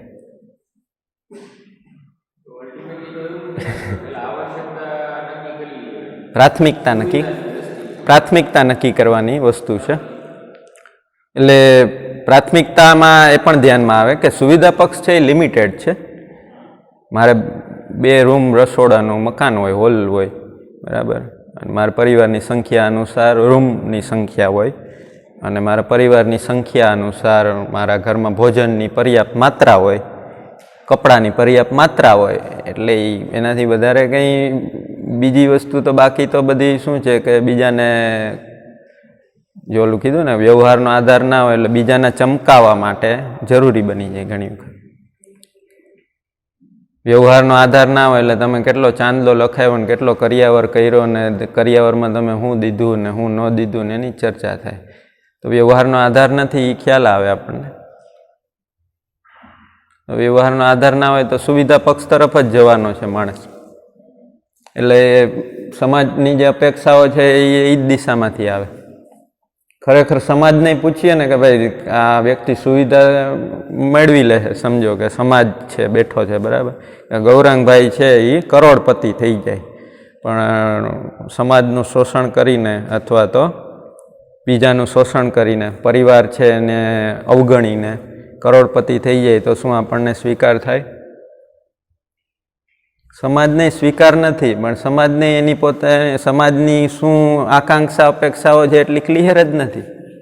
સમાજને સ્વીકાર નથી આ વસ્તુ કે કોઈ વ્યક્તિ કોઈનું શોષણ કરીને અથવા તો પરિવારમાં સંબંધોને અવગણીને, પરિવારમાં ભાવ પક્ષને અવગણીને કરોડપતિ થઈ જાય તો એ સ્વીકાર્ય નથી. આપણે પોતાને જ સ્વીકાર્ય ન થાય, પણ આ તો એક ઉદાહરણ લીધું. આપણે પોતાને જ સ્વીકાર્ય ન થાય ગમે એટલી સંપત્તિ હોય અને પરિવારમાં ઝઘડા હાલતા હોય તો એ સંપત્તિ છે એ ત્યારે કોઈ આશ્વાસન ન બને. ઇનિશિયલ 40-50 યરની એજ સુધીમાં બધાની એક્સપેક્ટેશન એવી હોય તમે દોડો ભાગો 50 સુધી દોડી ભાગી શકીએ ગમે તે 50 પ્લસ પછી તો પરિવાર એટલે જીવવાનું પણ પછી તો શરીર જ સાથ કદાચ બોલે તો આ પછી ત્યારે ખ્યાલ આવે કે ભાઈ હવે જે બાળકો આપણે જે છે એની સાથે જીવવાનું એ બાળકો બીજી થઈ ગયા એના પેલા બધા આ યાત્રા જીવવાનું તો કન્ટિન્યુટીમાં છે. આજે વ્યવસાયના સ્થળે પરિવાર મારી સાથે જ હોય છે બેકગ્રાઉન્ડમાં, બરાબર. કારણ કે હું વ્યવસાય કરું છું તો એ પરિવારના અર્થે જ કરું છું. એ ધ્યાનમાં આવે છે. આપણે જે કોઈ વ્યવસાય કરીએ છીએ પરિવારના અર્થે જ કરીએ છીએ, સંબંધોના અર્થે જ કરીએ છીએ. તો એ ધ્યાનમાં આવે તો એ પણ ખ્યાલ આવે કે જીવવું કન્ટિન્યુટીમાં છે. બાળક જ્યારથી શ્વાસ લેવાનું ગર્ભમાં જે કહીએ કે જીવનની શરૂઆત થઈ જાય 4.5 મહિને ત્યાંથી જીવન સ્ટાર્ટ થઈ ગયું. જીવવું કન્ટિન્યુટીમાં છે અને કન્ટિન્યુટીમાં મારે સુખ જોઈએ છે. તો હવે એ આપણે વિચારવાનું, સુખને પોસ્ટપોન કરીને અત્યારે દુઃખી થાવ તો ચાલશે કે નહીં, જોઈ લઈએ આપણે. શું લાગે? સુખને પોસ્ટપોન કરી દઈએ કે પછી જો હું સુખનું અત્યારે પહેલાં કમાઈ લઈએ.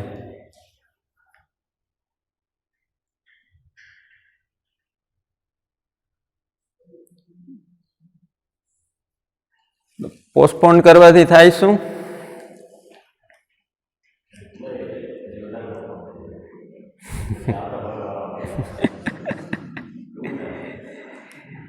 અને એ જ વ્યક્તિનો પોતાનો જ નિષ્કર્ષ કહે કે આ આપણી જિંદગી છે એ ખાલી વેતરું કરવામાં જ ગઈ. હાલે જે સુવિધા પક્ષ છે એની ના નથી, પણ માત્ર ને માત્ર સુવિધા પક્ષમાં જ કે એટલે જે ઘણા વડીલો છે એ ફરિયાદ કરતા હોય ને અમે તમારા માટે કેટલું કર્યું. કેટલું કર્યું મતલબ કે તમારા માટે કેટલી સંપત્તિ એકઠી કરી, તમને ભણાવ્યા ગણાવ્યા, કેટલું ઇન્વેસ્ટમેન્ટ કર્યું, બરાબર. એ વસ્તુ ધ્યાનમાં આવે. અને બીજો જે પક્ષ છે ખાલી પોહે એ ધ્યાનમાં આવે.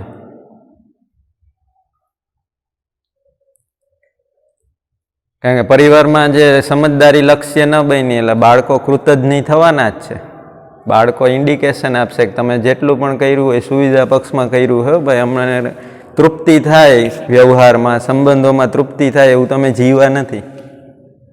એ એનું ઇન્ડિકેશન મળે કૃતજ્ઞતા સ્વરૂપે. બાળકો છે એ કૃતજ્ઞતા ફીલ ન કરે. ભાઈ તમે જે કાંઈ કર્યું સ્વીકાર છે, પણ એ સુવિધા પક્ષ માટે કર્યું, એનાથી કંઈ વ્યવહારમાં આપણે જીવીને સાથે જીવીને કાંઈ તૃપ્તિ થઈ નહીં. ઓકે, તો એ ઇન્ડિકેશન મળે. સમજદારી પછી એ પક્ષનો પણ સ્વીકાર થાય, સુવિધા પક્ષે માટે જે માતા પિતાએ કર્યું એ પણ સ્વીકાર થાય, અને જેટલી વસ્તુ નથી કરી શક્યા એ પણ ધ્યાનમાં આવે. એટલા માટે જ આપણે સવારની ચર્ચા મૂકી હતી કે એનાથી આપણે સમજદારી તરફ આગળ વધીએ એટલે એવું નથી કે આપણે કંઈ એક્સક્લુઝિવ કામ કરીએ છીએ. બધાની જર્ની આ જ રીતની છે. અત્યાર સુધી માણસને ખાલી શરીર છે એ જ ધ્યાનમાં આવ્યું છે, એટલે સુવિધા પક્ષ જ ધ્યાનમાં આવ્યો છે અને એના ઉપર જ પ્રયાસ મેક્સિમમ થયા છે, બરાબર. આ ક્ષેત્રમાં પ્રયાસ થયા છે પણ બહુ જૂજ થયા છે, બરાબર. તો એ જે મેક્સિમમ જે પ્રયાસ થયા છે એનું મૂલ્યાંકન કરીએ તો એટલું જ ધ્યાનમાં આવે કે એ પૂરતા નથી, એનો અવગણના નથી, એની અવગણના નથી. જો આજે આપણે આ સરસ હોલમાં બેસીને વાત કરી શકીએ છીએ તો એમાં ટેકનોલોજી છે એનો એક રોલ છે. આજે ચેરની ડિઝાઇન કરી છે, બહુ કમ્ફર્ટેબલ છે, બરાબર. તો એ સુવિધા પક્ષનો રોલ છે જ, પણ અગેન પાછું સમજદારીના અર્થમાં એના વગર એ વસ્તુ દુરુપયોગ તરફ જતી રહી. આ સમજદારીના અર્થમાં જ જે સુવિધા પક્ષ છે એનો ઉપયોગ સદુપયોગ છે એ નિશ્ચિત થાય. આ જે ચેર છે આના ઉપર બેસવું છે એ આપણને તૃપ્તિદાયક તો જ લાગે કે એ બેઠા પછી હું તમારી સાથે જે વાર્તાલાપ કરતો હોય એ કંઈક સાર્થક હોય. નકર અહીં બેઠા બેઠા માણસ આરામ, ઓલી રેસ્ટ ચેર આવે ને રોકિંગ ચેર, એના ઉપર બેઠા બેઠા ચિંતામાં હોઈ શકે, અને બેઠા બેઠા આખા પરિવારને દોષારોપણ કરતા હોય એવા આપણને ચિત્ર દેખાય ખુરશી ઉપર બેઠા બેઠા. તો સુવિધા પક્ષનો સદુપયોગ ત્યારે જ છે કે જ્યારે એ સમજદારીના અર્થમાં એનું નિયોજન થાય. નહીંતર આ ચેર ઉપર બેહાડો કે ઓલી રાજનેતાઓ માટે જે ઓલો આવે છે એ ચેર ઉપર બેહાડો, કાંઈ ફરક ન પડે. થાય એટલું જ કે ખર્ચા વધી જાય. અને પછી માણસ એમ કે મેં તમારા માટે કેટલું કેટલું કર્યું. કેટલું કેટલું કર્યું એનો મતલબ એ કે સુવિધા પક્ષમાં તમે કર્યું છે. તો હવે સમજદારી પછી આપણને એ વસ્તુ ધ્યાનમાં આવે.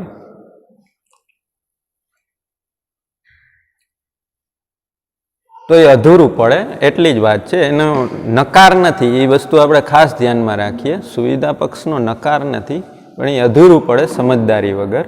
સમજદારી વગર તમે ગમે એટલા સજ ધજીને આવો, કોટ પેન્ટ પહેરીને આવો, એનાથી જેન્ટલમેન ન બની શકાય.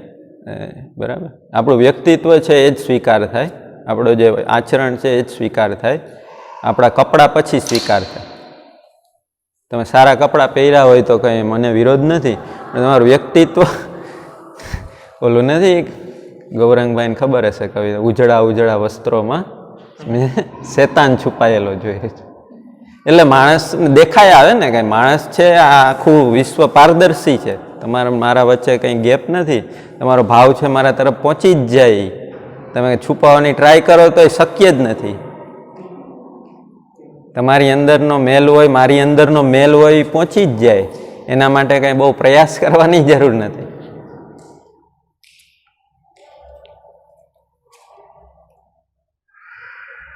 તો આગળ એને વધારે આપણે સમજશું. અહીંયા